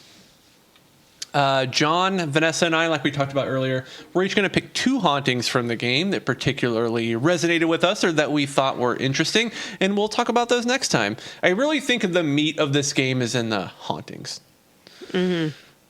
That's where, like, you encounter a lot of the sides, a lot of the, like, side. When I say side stuff, I mean like the haunted chests and the keys to locked doors and all that kind of stuff. You find that stuff more organically when you do the side stuff. So it's a lot of fun. So we're all going to talk about a couple hauntings, and then the episode after that we will finish up and finish Banishers. Speaking of finishing Banishers, I think it's a good time to let the listeners know our Patreon bonus vote did wrap up for the game we're going to play next on the show. Are you guys excited? We're going to play Legend of Dragoon. Woohoo! Ooh. Legend of... I got it right here. Ooh. The physical copy. Is there a booklet in there too? Anything? There is a booklet, I believe. Oh, that's so hot. So many discs. Is it in I color? don't know anything about this game, really. So, This and I don't was- want to know. From my understanding, this was the Western, not answer, but like the Western equivalent of Final Fantasy on the PS1. I Interesting. thought this was... Or it was trying to be. I thought this was by Sony, but was a Japanese... No, I think this was. still a I think this is JRPG. a Western like JRPG style RPG, if I'm not mistaken. Let me actually look it up real quick. I don't Whoa. want to give misinformation on the show. Now I'm about to drop some misinformation, just a little detriment to your education. Yeah, it was Japan Studio that made it with... Oh, Desire you're being right. Yasuyuki It was published by Hasabe. Sony. Yeah. Well, Japan Studio is a Sony studio. Oh, reviewers differed in their assessment of the game, although many unfavorably compared it to Final Fantasy. This is one of those games where like the people who like it really, really like it. In fact, we got a fan mail email for this game recently from longtime listener Brian, who was over the moon that we're playing Legend of Dragoon. So I'm that's excited to play nice. it. Sony says it was inspired by the financial success of the Final Fantasy series to create an RPG. Shuhei Yoshida was a producer because he was like president of Sony for a long time. Yeah, he was. Yeah. That's interesting. Ooh, wow. There's a lot of famous people who worked on this game, actually. When I was reading about it, it either seems like people really don't like it and it's not deserving of the praise that it's gotten, or like a lot of people really, really, really like it. Like it seems like one of those like games where there's no in between. You either hate it or you think it's like a stone cold underappreciated classic. There's definitely like some modded versions that have a lot of convenience features and stuff added, but I'm going to play the original. I usually do, so I will find out. I've played a little bit of it. It's pretty fun. But yeah, that's exciting. I'm excited to play that. But yeah, we have a Haunting episode, finish Banishers, and then Legend of Dragoon. I don't even know how long that game is. How long is Legend of Dragoon? I think it was like 40 hours. I don't think it was like... It's not like a modern 100-hour JRPG. Approximately 46 and a half hours to complete the main story. Well, there you go. There you go. Call it So it's 50. going to be like a... This game does have a timing mechanic, so Matt's going to love it too. Oh, he loves that. He does. Matt loves a timing mechanic. Oh wait, we didn't talk about hauntings. I was about to wrap up No. wrap up the quest log. We haven't even talked about the hauntings. I know. We teased it with that ghost that we met on the cliffside. I know. Johnny, you want to talk about that one? Sure. I'll talk about it. Farty. Talk about as far as you got, and then we'll, Yeah. we'll wrap it up. I did this. I thought you said you completed did this whole thing. Yeah. Oh, I did did you? this whole Okay. thing. Yeah, so Farty, we find this lady saying, "Where is he? Where's my Farty? Oh, Farty." And you keep following her, and she's talking about her Farty. I'm like, that's not here, lady. Huh? Don't, just kidding, Matt. Matt, don't cry, Matt. We love you. We wish you were here and wanted to play this game with us. Yeah, I want Matt to edit in his own sniffles, like while you say that. Oh no, buddy.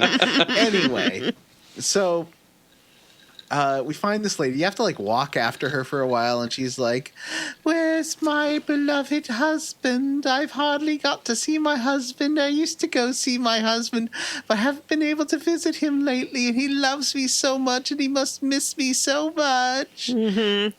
And I died on this mountain, and he hasn't come to visit my grave site, basically. Where is he? And you can sort of talk to her about him, and she says what turns out to be one of my favorite / least favorite lines in the game as we learn more about these people. She says, I saw him in the market, and I knew I had to have him, and that's how he became my husband. Oh, you're right. I didn't think about the implications of that. That's Yeah. So, She yeah, had to have him. She was gonna open up a store with her beloved husband, but she died on the way. This is the quest you were talking about last week, Vanessa, about the guy that owned the shop. Yeah. Yeah. So you go you go find the husband, but he's not at the store. But you sneak in. You move one of those movable carts to get into the store, and he does show up. But you find out pretty fast that she bought him. She bought her husband. He is a black man. He was a slave.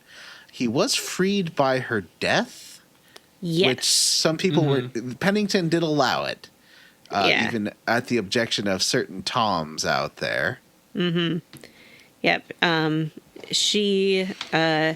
We see a little memory where she was going to maybe leave her family some things in her will, and then he kind of came in and was fawning over her, and she's like, "Oh, you know what? I will leave it all to you." And This is one of those ones where I thought, oh, this guy's a villain. And then you learn more about what happened, and you're like, oh, this ghost fucking sucks.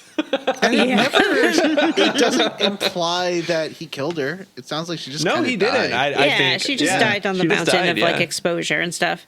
But then once she's dead, he immediately starts selling all of her things. And Yeah. so Yeah, we can't find he her does ghost not tie want because he's just anything like to do with sold her. everything. And they're all like, he like in the flashbacks, he seemed like he really loved her, but he just immediately sells her stuff. That's kind of weird. Yeah, and the game, like I think maybe it's Red on Terror, maybe it's Red and the guy, but they have a discussion about how can love even like exist with this kind of dynamic? Like, can you fall in love with someone who like owns you? You know, like can you actually love something that you own? You know what I mean? Like in that sense. And I think Antea says, like, yeah, you can tell, even though she was moved by his words, she still didn't trust him enough to free him. Exactly. That's I think the sticking point is that like she could have made it so he wasn't her property, and she didn't. Right. And the ghost, even later when you're talking to her, she's like, well, I needed a guarantee that he wouldn't she's leave still me, very you know? possessive. Yeah. Yeah. So yes, But this ghost sucks. it's sort of complicated because she she did believe that she loved him. I gave her an assent. I did not banish her. He's so mad about that. He is very upset about that. I did kind of want to banish this lady because she, as it turns out, she's just a full-on rapist. Like, she that's this true. Man Yeah, I didn't think about that part of it. Repeatedly raped him, and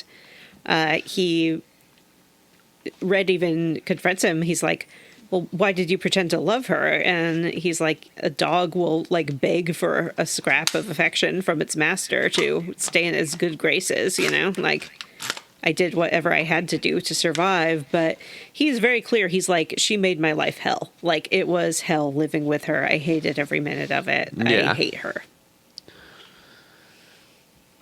This is like not a dynamic or narrative usually see in a video game. You know what I mean? No, it's very I don't know, nuanced. Like, I keep using that word for this game, but I can't think of a better one, you know?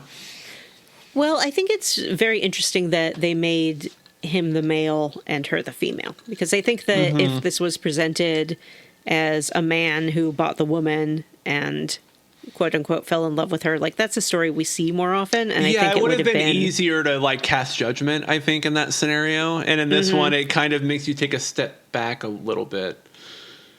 But and just should it? You know, it's like that's the interesting thing about it, is that it makes you question it, but then it makes you question why you're questioning it. You know what I mean? Yeah. Like, because I think one of the things that like really was jarring about this haunting is that when I did give her the assent and he was so upset about it, I never considered his feelings about what I did with her ghost. But then when you do it and he has a reaction to it, I was like, God, I didn't even fucking think about what his reaction would be, you know? Especially after everything he's been through. Yeah. And it's totally understandable in a lot of ways. Sure. Like, I still did it because I kind of have decided to ascend everyone. Yeah, me too.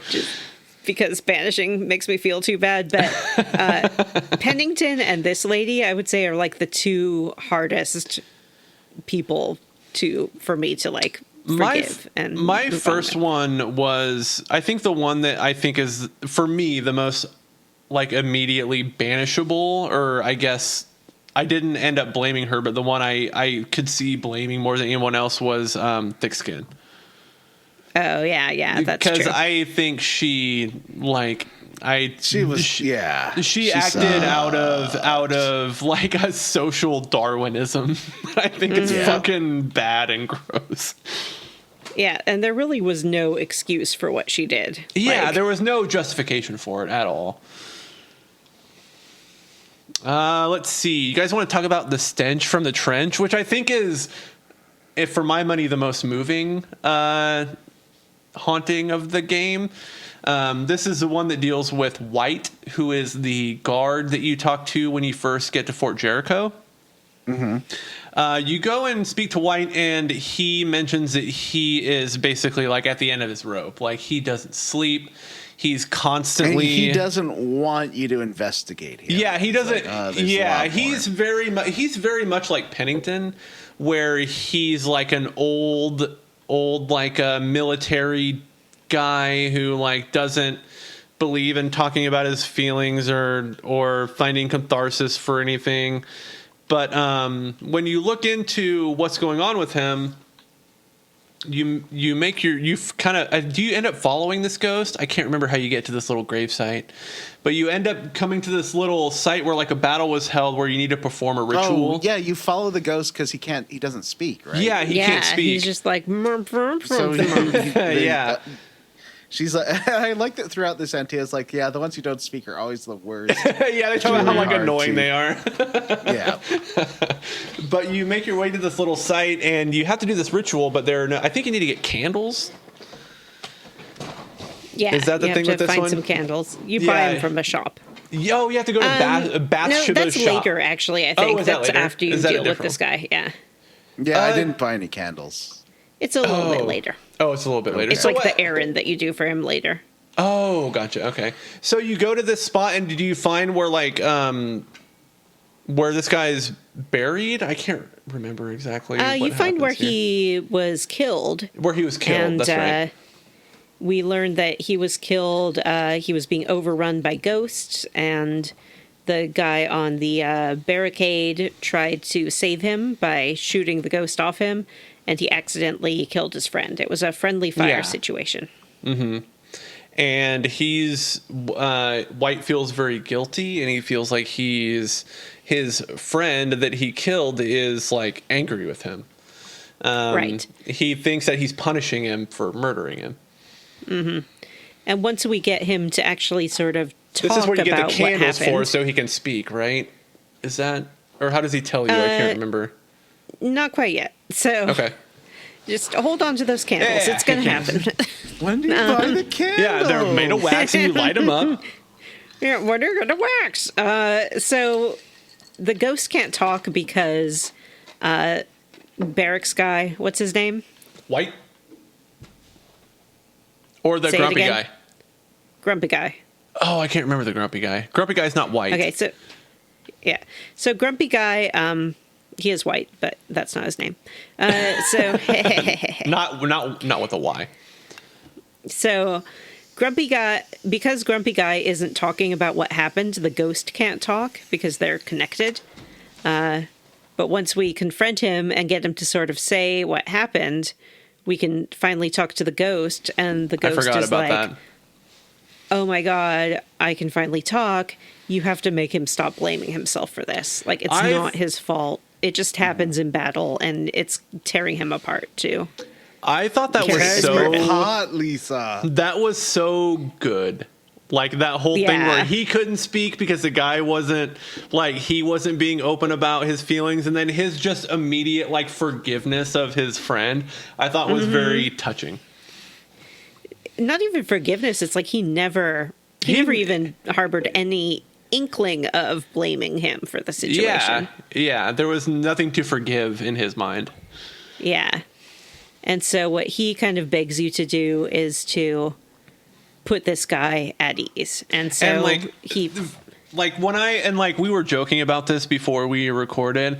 It's very easy for me to be moved to tears by stuff. I was making fun of myself before recording for crying when I was streaming Final Fantasy VII Rebirth. But for me, what like actually does that to me is these like big moments of like personal catharsis. I think those are very touching, and I find that really moving. And like, it doesn't matter what genre it is. This was one of those moments for me where like, I thought it was just so well done. The way that like White was able to like this, like if you think about White's character, all of this awful shit that he's probably seen, both in his military career and in New Eden, and this particular thing was the thing that was just like keeping him up at night and was like unable to like let him find any peace, and like the game letting you like resolve that for him, I think it's very satisfying to me. Yeah. So you sort of talk to him and you're like, listen, your friend doesn't blame you. He wants you to find peace. And he's like, well, how can I do this? You know, I keep still having these bad dreams. And that's when Antea's like, look, we need to do the thing where we make up a ritual, like basically a placebo ritual, because it's just, it's totally just in his head. Like it's psychological issues. It's not a haunting issue at this point. Yeah. So that's when you buy the candles. That's right. You put on a little show for him in the barracks, you take right? him out to like the memorial for. Oh, that's right. To where like the stone guys. is. Yeah. Yeah. And you light the candles and you do say a few words about like laying his friend to rest. Although his friend has already long since been ascended by us at this point. So, okay, so I haven't done that part of things yet. But. Yeah, and that's one of those little errands that you can do after the main quest is done. Yeah. Oh, okay. That's this cool. I love this quest. Was like I said, very satisfying to me, and I like the idea of like there being like resolution. Like this guy's getting a happy ending. You know, usually these hauntings end in like kind of a return to the status quo. Like everyone in New Eden is still kind of miserable until you figure out this nightmare thing. But this guy gets his own little happy ending, and I thought that was nice.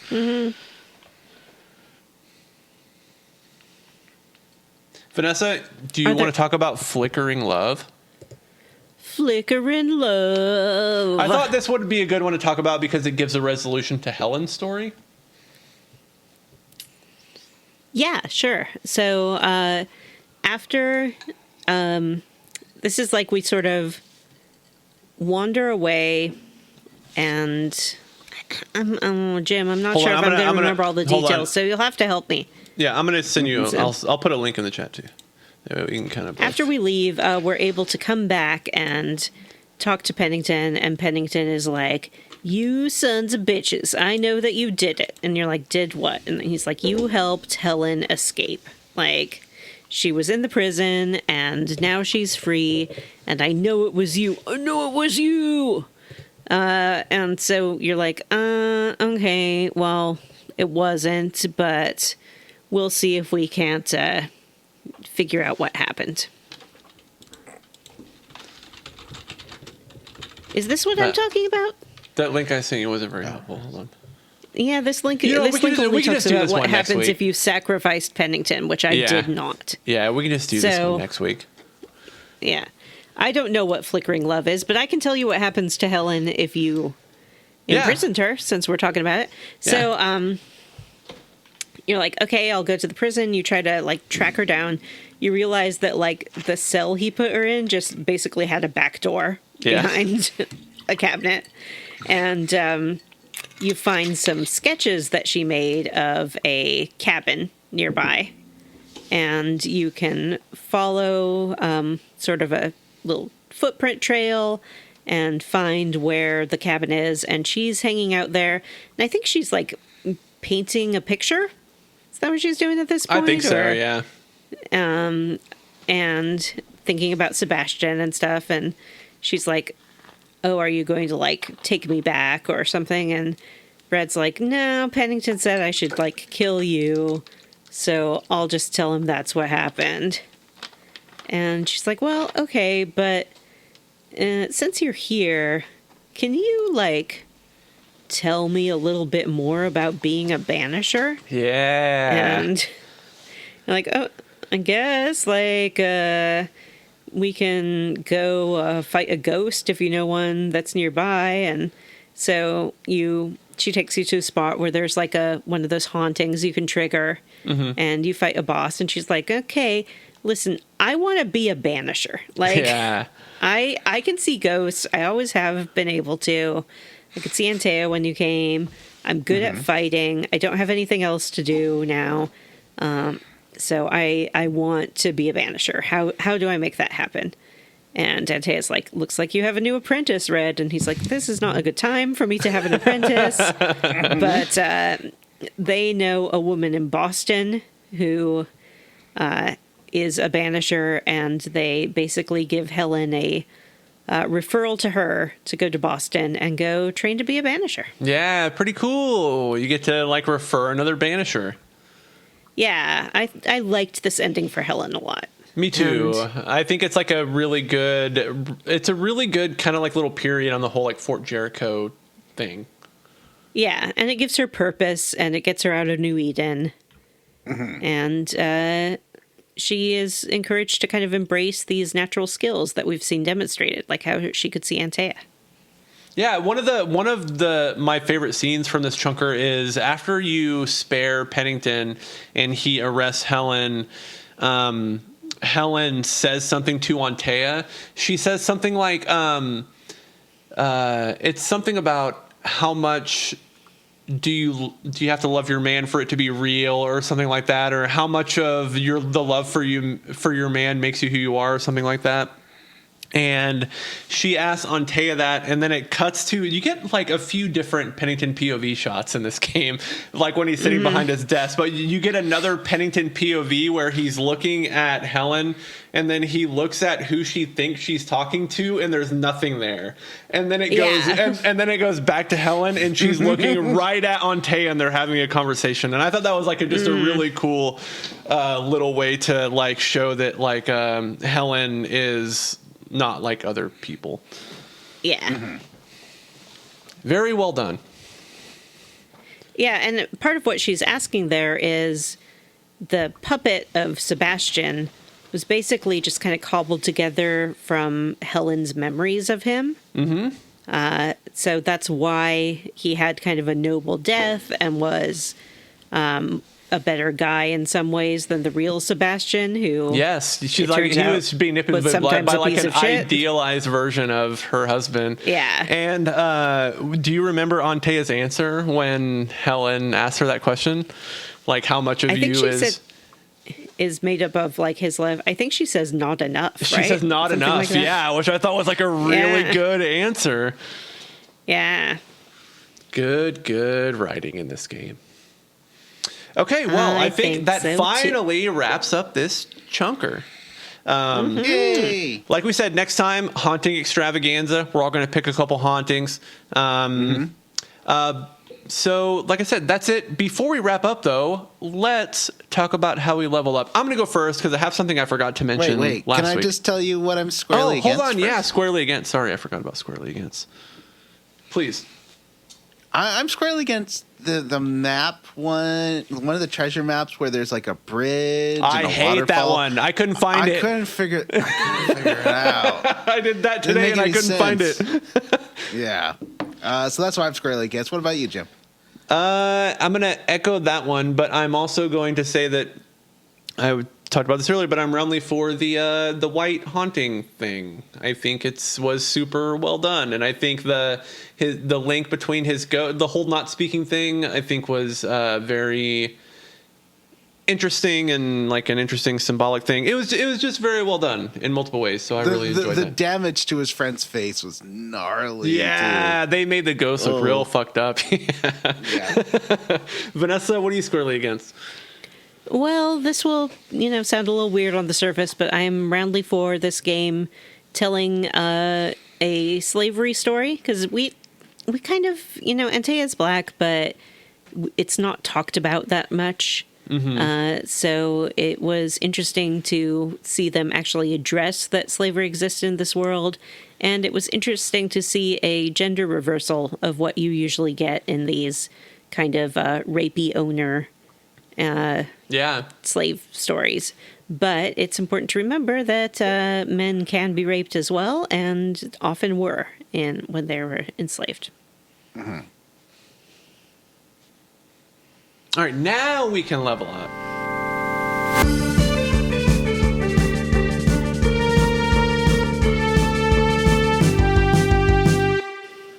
Now I'll talk about the Phone Boy concert I forgot to talk about last week. I went to a concert, took my teenage daughter to see a band called Phone Boy. Being a man who is nearly 40 years old, the fact that there were 3 opening bands for this one band felt a little excessive. Made me very tired. But so you're saying the Phone Boy concert was not over by 10? No, it was not over by 10. I left at 10, but it was not over by 10. But yeah, it was a good show overall. The first opener had a lot of technical issues, so they were only able to do about half their set.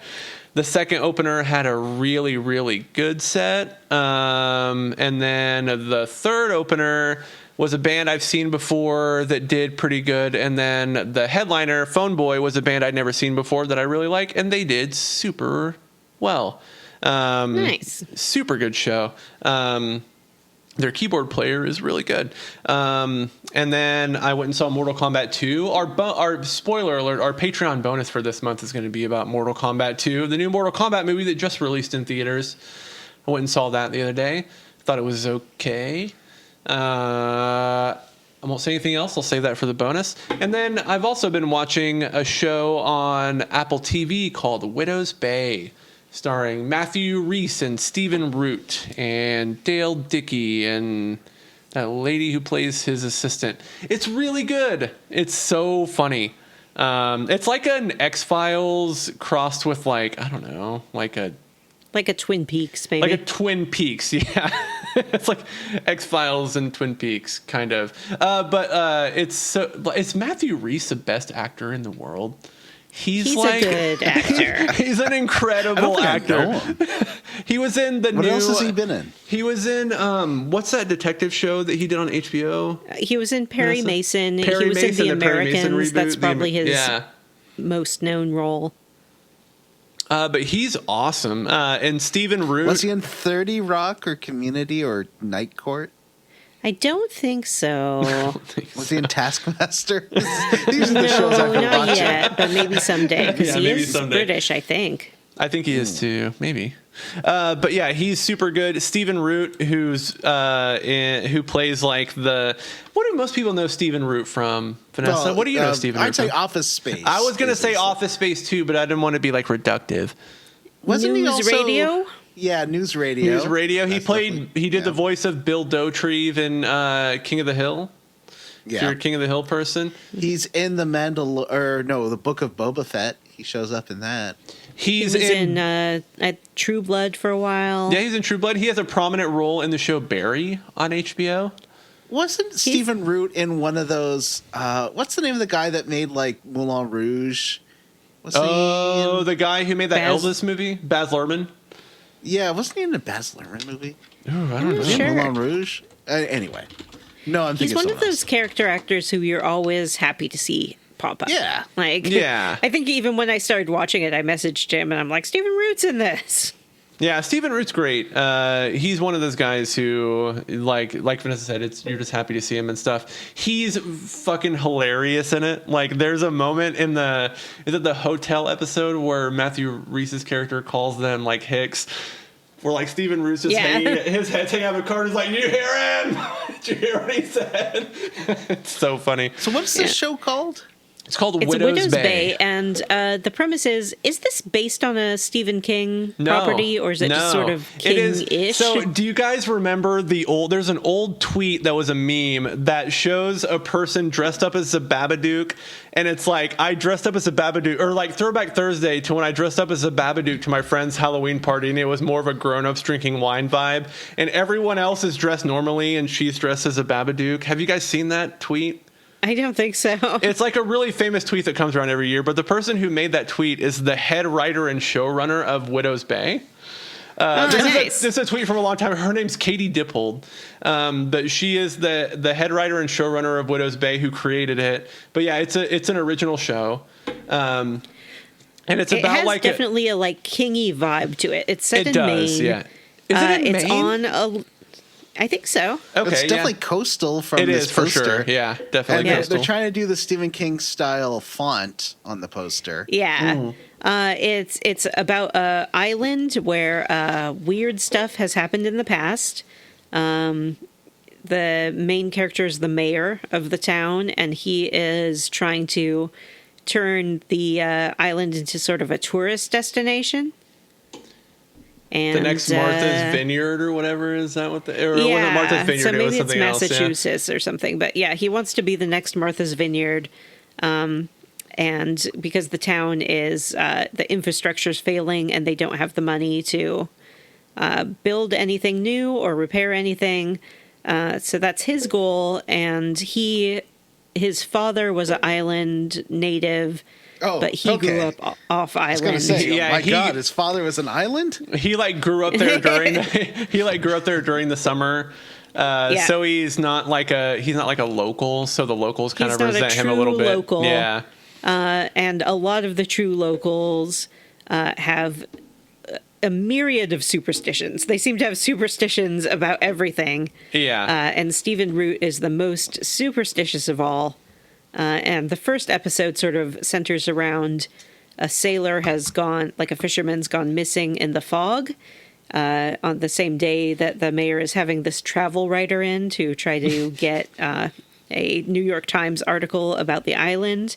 And so it's a tension between Stephen Root and other townspeople who are saying the evil fog that comes every 30 years is coming, and we have to, ring the fog horn and shutter everything up. And Stephen Root always has because he always shows up and he's always like the doomsayer. And they asked him okay, what's gonna happen, and his explanation is always so flat, and it's only 5 words. In the first one, when they're talking about the fog, he's like, what does the fog do? And he goes it's a fog that steals your soul. Yeah. They're just okay. But the way he says it is so fucking dead serious. So funny. So it's sort of about the mayor's frustration with the superstitious townfolk, but as the show continues, we start to learn that perhaps not all of these people's superstitions are fabricated. Yeah, and you kind of learn in the background that there might be something going on with that's relegated to the locals of the island, and something. The show also stars Toby Huss. John, do you know who Toby Huss is? He was in he's been in 100 million things. He's another character actor that's in fact, he's another King of the Hill guy. He's the guy who does since the original voice of Dale Gribble died. He's the guy who's doing the new Dale Gribble voice, but his name is Toby Huss. He's been in a million things, but he plays a priest who is also doing his own journey of discovery of what evil thing might be happening on the island that's starting to intertwine with the main narrative, and it's really funny, and it's just really cool the way they set it all up. But yeah, good show. I would say if you have Apple TV and you want to find a nice kind of supernatural kind of comedy / mystery, this is one of the better ones. So definitely check it out. I'm excited to watch more of it. Yeah, me too. Vanessa, how did you level up? Well, in addition to watching Widow's Bay, I played a game called is it Ellen? Ellen Wake 2. Oh, Ellen Wake? Yeah, I finished a game called Alan Wake 2. This is a game that I promised Jim I would play at an unspecified date. You didn't promise me you would play it. You are legally obligated to play it. I'm legally obligated to play it because in exchange for Jim trying Taskmaster, I really feel like I got the short end of the stick here because I played 30 hours of Alan Wake and Jim watched 45 minutes of Taskmaster. If you think it'll call us even, I'll watch an entire season of Taskmaster, but only one season. I don't want to do that to you right now. Okay. You can keep that in your back pocket.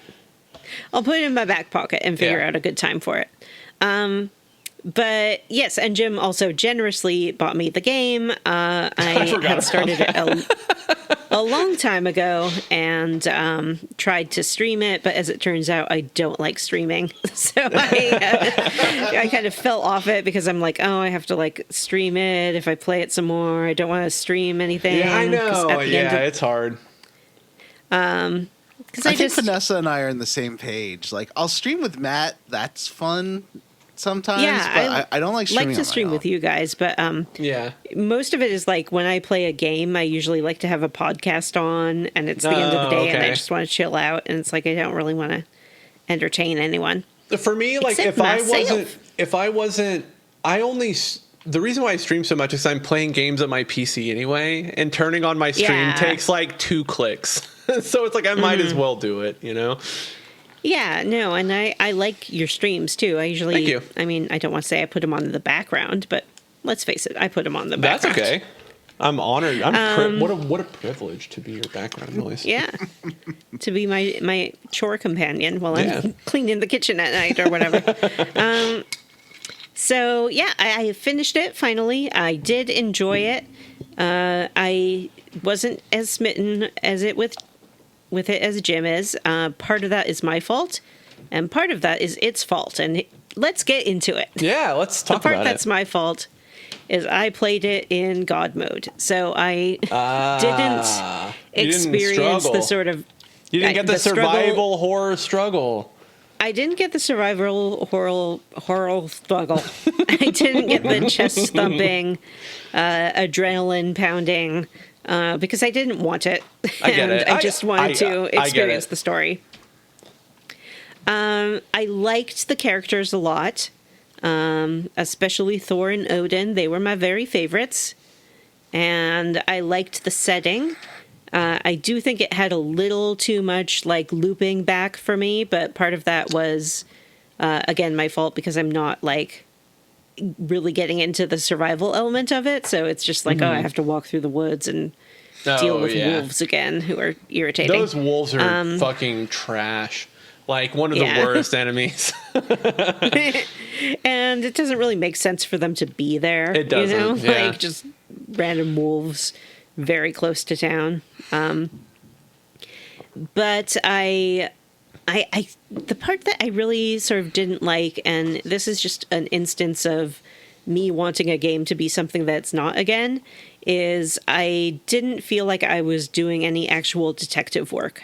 Because you're playing as a detective character and you have a case board where you can sort of lay things out, but you're not really solving anything yourself. You're just kind of, there's only one order that you can put things in. Yeah, if you put stuff in the wrong spot, it bounces you back to where you started until you put it in the original spot. You can't even reach erroneous conclusions. Yeah. And then a lot of the, what would be detective work is done by this character who turns out to be sort of supernatural powers. Yeah. So it's more just watching her conversations with it's watching a cutscene where her face gets blue and then you hear some voices. And then she's like, so what happened here? And then you see a vision of what happened and she's like, that's what happened. And so, but I it's like, I really, that was some of my favorite parts of the game. I think it was as well done as it could have been. Like, I think. Yeah. And it's not its fault, but it's because that's not what it was trying to be. It wasn't trying to be a puzzle game. It wasn't trying to do that. Yeah, it wasn't trying to be a game where you solve something yourself. It was just trying to tell a story. So it's not fully fair for me to be like, I'm mad because this wasn't a puzzle game. Like, but it's just kind of it. Because I like that kind of thing, I wanted to have it in this game. What did you think about the nursery rhymes? Did you do those? Yeah, I liked those. Those were fun, I thought. Yeah, those were fun little puzzles. There are some little puzzles. There's like box opening puzzles where you have to figure out a combination and things like that. Oh, the stash ones, yeah. Yeah, it had a good balance of combat and exploration. And I liked the metaphor for depression, which is basically what the game is. Mm-hmm. Like one big, long metaphor for depressive episodes. Overall, I like one of the things I liked about it was how the structure mirrors like the structure of like a classic novel.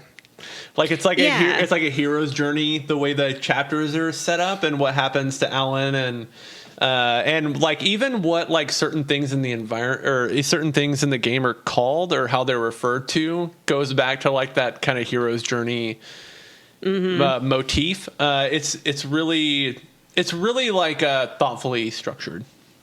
Yeah, it really gets into being a story about storytelling. Yeah. Which especially I enjoyed. The Alan parts, like where you can kind of weave different narrative elements together into different environments. It's really well done. Yeah, I liked doing that. I know I missed some things because like I didn't experience every part of the environment at every point in the story. Like, so I didn't dig into everything. But if I play it again, I will, and I might someday because it encourages you to do another playthrough of the game. But not for a while, I don't think. Yeah. But my favorite parts, the parts I absolutely loved, were the Night Springs DLCs. Night Springs! In the version I played, because it was like the Ultimate Edition, they're just kind of interwoven in with the main story. That is so much better. In the last playthrough I did was after the DLC were released, where they insert them mostly organically. They're not all kind of very organically tied in there, but like the way that they put them in there is so smart. Yeah. So with the Night Springs one in particular, you sort of find a television playing this show, and then you can play an episode of the show. And they're very quirky stories. They sort of drop the seriousness of some of what's going on with Alan Wake and just lean full into the wackiness of it. They play into really the different creative formats for the game. Absolutely. They're all like really different in how they present the narrative of what's in the DLC. Mm-hmm. I like how the Control ones, like, what if Control happened in Alan Wake? Yeah. Yeah. Yeah. This one, it's it's especially. Sorry, I'll let you go ahead. Yeah, go ahead. No, I was gonna say the one with Sheriff Breaker was meta on. It touched like so many different genres depending on what path you took. Like, there's just so much going on in that DLC. And it had like Sean Ashmore playing himself, which I thought was great. Playing himself, like taking direction from Sam Lake, also playing himself, but in a different like job. It was very weird. It was very strange. It also kind of ties back to Quantum Break, obviously. Yeah, for sure. I mean, even in his character name, Sheriff Breaker. Yeah. Mm-hmm. By the way, like there was a breaker in the original Alan Wake. I wonder if that was just like a happy coincidence where they named a character Breaker in the original Alan Wake, and then they made Quantum Break, and they're like, how do we get Quantum Break without doing Quantum Break? And they're like, oh, we have this Breaker character. Yeah, but wasn't she a lady in the first? She one? was. Yeah, she was his like cousin or something like that. She was like Sean references that they're related. And like actually, I think Breaker from the first game actually gets recruited into the Department of Control, the FBC. Oh, interesting. Yeah. Okay. Yeah, so we had our friend protagonist, I forget her name from Control, is in one of these. Jesse Faden, yeah. Mm-hmm. One of them is just Rose's Alan Wake fan fiction, which is fantastic. Fucking awesome. Self-insert fan fiction. Yeah, her self-insert fan fiction. Where, like, Scratch is a werewolf and a motorcycle. Yeah, he can turn into a motorcycle. And he turns into a wolf at the end, right? He's also a werewolf. Yeah. It's awesome. Which DLC did you like the best? Probably the fan fiction one. It was the first one I did, and it was such a surprise, like compared to what had been going on in the game. Especially I will because say the only thing about. Oh, sorry. I was in that first couple hours of the game before you get to that DLC. The game is mostly walking you through it, like, and then you get to that DLC, and the game just gets super wacky. Yeah. The only strange thing about it is, I think because I didn't play the first Alan Wake, I didn't really know who Mr. Scratch was, and so you don't really in many ways this. Sorry, I'm not gonna. Sorry. Do you not know in the first one? I was gonna say the game really doesn't introduce Mr. Scratch until I think like Alan Wake American Nightmare. Okay. Which is the Alan Wake 1 DLC, I think. But yeah, this was like my introduction to the character and concept of Mr. Scratch, and it was him turning into a motorcycle and driving around in circles. One of the things that confused me, because I didn't play American Nightmare until I think like after I finished Alan Wake 2. But like whenever I saw Mr. Scratch, I was like, does nobody know that that's Alan Wake? Like, I can tell that's Alan Wake. He looks exactly like Alan Wake. Because it's just Alan Wake. Does nobody else know that? Yeah. Spoiler for Mr. Scratch. Yeah, I guess. Well, in Rose's fanfiction, he's his evil twin brother. Yeah. And both of them are in love with Rose, of course. Yeah. I like how Rose, like that shotgun that you just get to unload with a shotgun at the end. Yeah. So good. It's fantastic. So, yeah, the parts of it that I really loved were like the kind of quirkier bits. Did you like Coffee World? I liked Coffee World a lot. Coffee World's good. Having grown up in Washington State, there was a place called Enchanted Village that we went to a lot, which was sort of a third tier amusement park. And Coffee World reminded me a lot of that. Do you feel like the environments of Alan Wake 2, like especially like watery Washington, which I feel like is like the wettest place in the game, but is that like an accurate representation of Washington as you know it? Yeah. Okay. Yeah, I think so. I mean, I grew up in Seattle, so my experience is a little bit different than a lot of these small urban? towns. Sure. Yeah. But I've certainly like been through and around these little towns. And yeah, I felt like the environment captured things really well. And One thing I think about... Oh, sorry, go ahead. I liked it. It made me feel cool and moist, which is my natural state of being. Yeah, it's very like, especially when you go indoors, everything feels very cozy. And like one of the things that I was going to mention was in Watery, there's that sauna that they have, and I've always wanted to do like one of those like really intense saunas where you go in there and you sweat your ass off, and then you walk into cold water, and then you go back into the sauna, like those like Icelandic saunas, you know.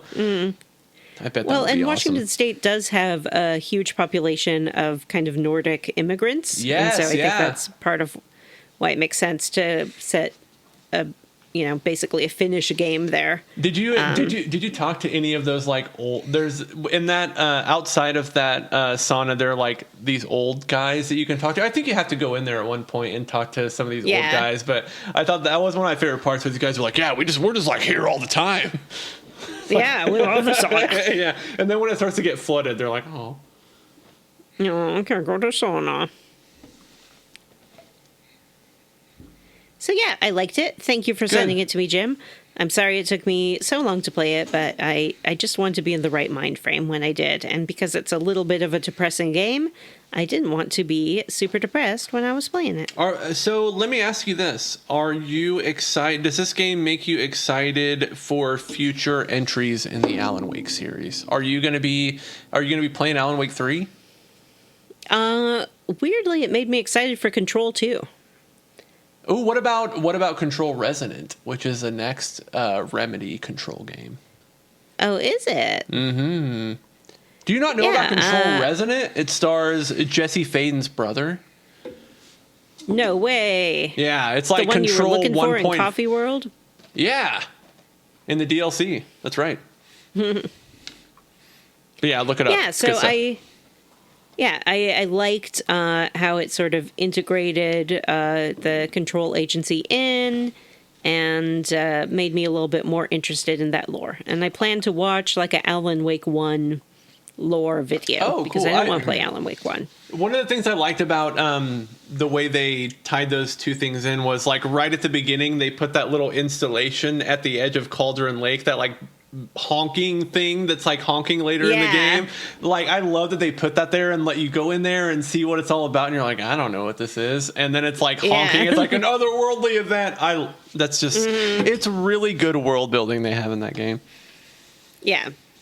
So I like it. I like the idea of a world where odd paranormal things happen and there's a big agency that looks into it. I don't mind Alan Wake. Obviously, Tom Zane is way better, and the game should be about him. Did you notice that they're the same actor?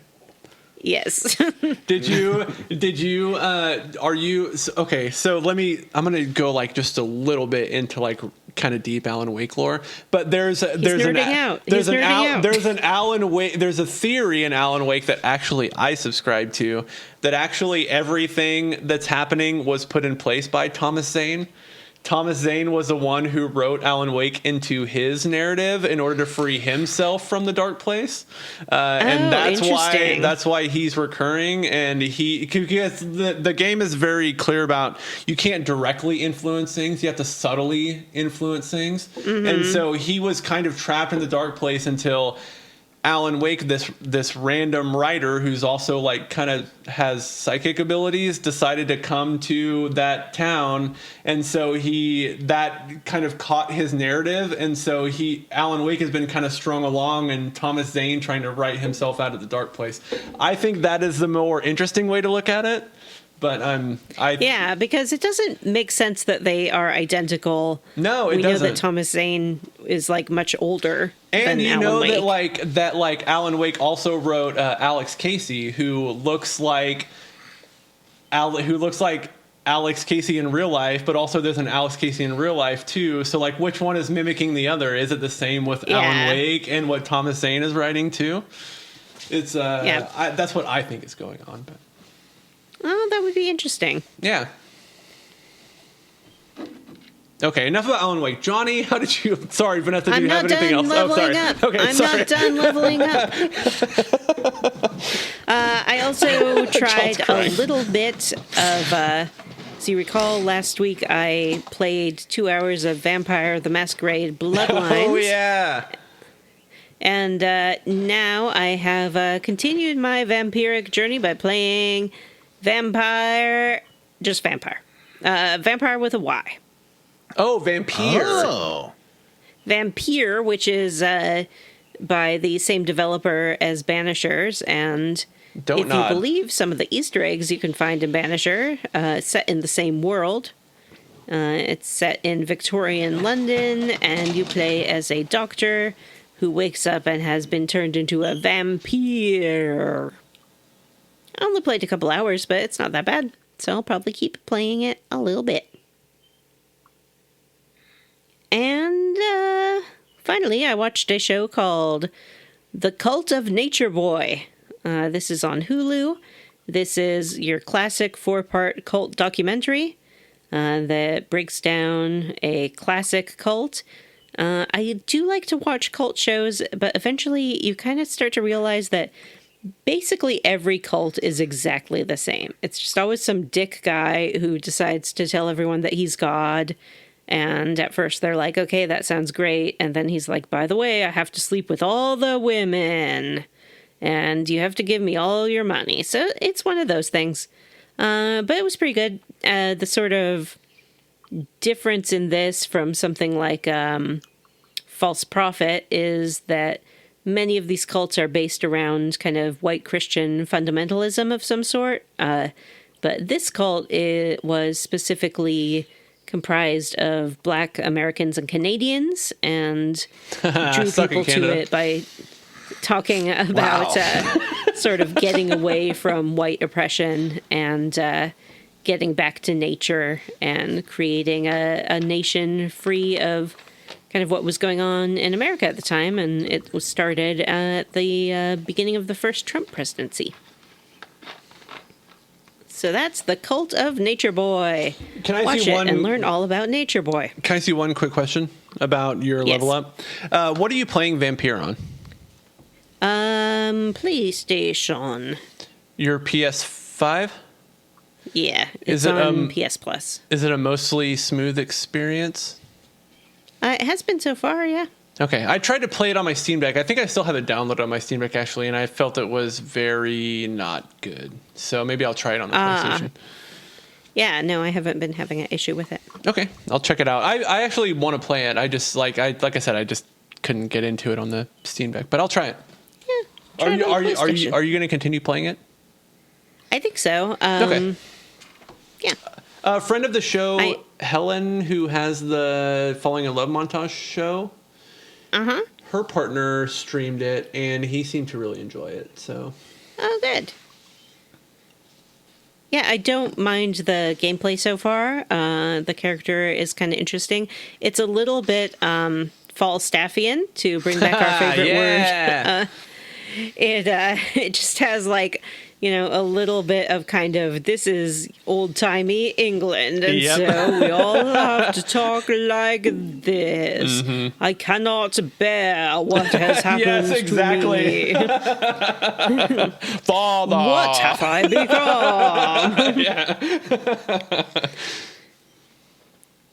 become? So we'll see if it's able to shake that off a little bit as I continue to play. Now I'm finally done. It's finally time for Johnny's level up. Yay! I played Gran Turismo 7 in VR again. Ooh. I had fun. Johnny, when you play those games, do you do your full driving rig? Yeah. Is that Yeah, hard yeah. to set up? No, it takes like 5 minutes to set up. Okay, that's not bad. It's not too well. I don't know, like plugging in the VR and stuff. Plugging in the That's VR only is problem kind of the worst part, actually. Yeah, it's like always setting the all worst that part, up. yeah. But I mean, it's fun. Do you It's need a lot of space There's to a do lot it? of setup. No, it Okay. just fits at my desk. Okay, that's cool. So I I've just always sit at been my curious desk about that there. driving rig because, like, I think I would really enjoy that, like doing a driving thing in VR. I think I would really like that. Yeah, I just set up at my desk. I just put it, the pedals under my desk. They can slide sometimes if I'm too aggressive, which is annoying, even on carpet. I should get some stoppers, I think, for those. Or like a mat or something. Yeah. Well, they're already on a thick carpet, though. I don't know why it does it, but I Okay. just have fun. Like the shifter. I only use the manual shifter on cars that have a manual transmission. If they just have the paddles, I use the paddles that come with the steering wheel. I have paddles on my that's a car. lot of fun. It's fun. Yeah. And so I had fun with that. I've been playing Far Cry 4 again just as a chill out game because it's pretty brainless. Is it? But I do like, it's just a fun, like, shoot things and get animals to kill bad guys thing. That's pretty neat. I like that aspect of it a lot. And watching more Night Court, I guess. There's a grackle family outside my apartment, and What's when a Porky grackle? comes, it's a kind of bird. Oh. It's the first time you hear the bird's beautiful call, you'll be like, "Oh, that's a grackle." Imagine the bird call of something called a grackle. It is an onomatopoeia. It's like it's the least beautiful bird song. Anyway, so there's a family of grackles, and they're living like at the pinnacle of one of the houses, like Like right on the at tippy peaks? top there. Yeah. Yeah, it's got they nudged in their little nest, and you could hear when they come in bringing something to their little chicks because you hear the chicks just go nuts. But if Porky comes outside with me, they dive bomb her because she's too close to their nest, which is really cute. That's funny. She's just confused. She's Yeah. not alarmed. She's just like, what? What's going on here? I can always hear owls outside my window here, and so like Amanda and I don't let Nuke out at night because we're worried like an owl is going to pick her up. Yeah. Owl can kill Yeah. a pet. And that's about it. My cat was sick, but she's doing better now, so that's good. Yay! That's about it. I don't want to. I gotta go. So Oh to yeah, see okay, yeah. Mortal Kombat. We can wrap up for sure. Let's All right. wrap this up. Yeah. All right. Well, that's it for this episode of Square Roots. If you'd like to hear any of our bonus content or all of our bonus content, it's at patreon.com/Square Roots Podcast. This month, we will have a really excellent bonus episode of Mortal Kombat 2, which is a movie that some of us have definitely seen. I'm going to see it. John That is what going I'm to see about it. to do. Vanessa, you don't have to go see it, but I kind of don't want you to go see it, but I kind of want to write my own summary of the movie for you to operate off of while we record the bonus episode. Will you do that? Okay. Yeah, I'll If do I that. if I put together like a script based on my memory of the movie, will you use that as your basis, as your frame of reference for the bonus? The movie I starts in will. 35 minutes, so let's. I'll use it Oh, yeah, as my okay, frame sorry. of reference, and I will confidently speak as if I am an expert on the film. Okay, moving on. Great. Okay, yeah. So you can find all of that at the $3 bonus tier. At the $5 bonus tier, you get access to all that bonus content plus the ability to vote on games that we play on the show. Like we said earlier, Legend of Dragoon has won the Legend of bonus. Dragoon. Yep. And then Yeah. after that will be someone's pick, and then we'll do another bonus. But another benefit of being a patron is we like to personally thank some of them on the show every week. I'm going to start us off this week by thanking Mike, formerly powered by AI, Amanda Douglas, Florian Jonas Kramer, Magpie Juju, Cyril the Wolf, Rubber Bear, Legend of Smelda, Stinks a Makening. That's a great. Is name. that? Hold on. I think I know whose that is. I think it's Pukes from Australia. Please let me know if it is. Rachel, respectable name, and David Shook. I'd like to thank Vanessa's mom loves Farty too. Tracy the Borg Queen, Ron, a dyslexic JRPG hero killed my dog, Ross Hartley, Militant Decency, Lexa Varial, Daniel Wood, Davin Houston, Loafing Around, Samu Mitchell, Gigantified Micro Space Hamster, Hayden Neff, Sean Walsh, Nawford, Arthur A., Isaac Wright, and Jay Bird. I'd like to thank No Matt. I guess Vanessa took my names today. I did. I was trying to be efficient. Okay. All right. Well, that's it for this episode of Square Roots. If you'd like to send us an email, we're at squarerootspodcast@gmail.com. Find us on Blue Sky at squarerootspod.bsky.social or email us and we'll send you a link to our Discord. Please rate, review, and subscribe on Apple Podcasts, YouTube Podcasts, Spotify, Ghana, or wherever you listen to podcasts. Thanks to Stephen Morris for our Square Roots theme podcast. You can find Stephen on podcasts and YouTube. Links in the show notes. All right. For Square Roots, I'm Jim Banks. I'm Johnny Brandon.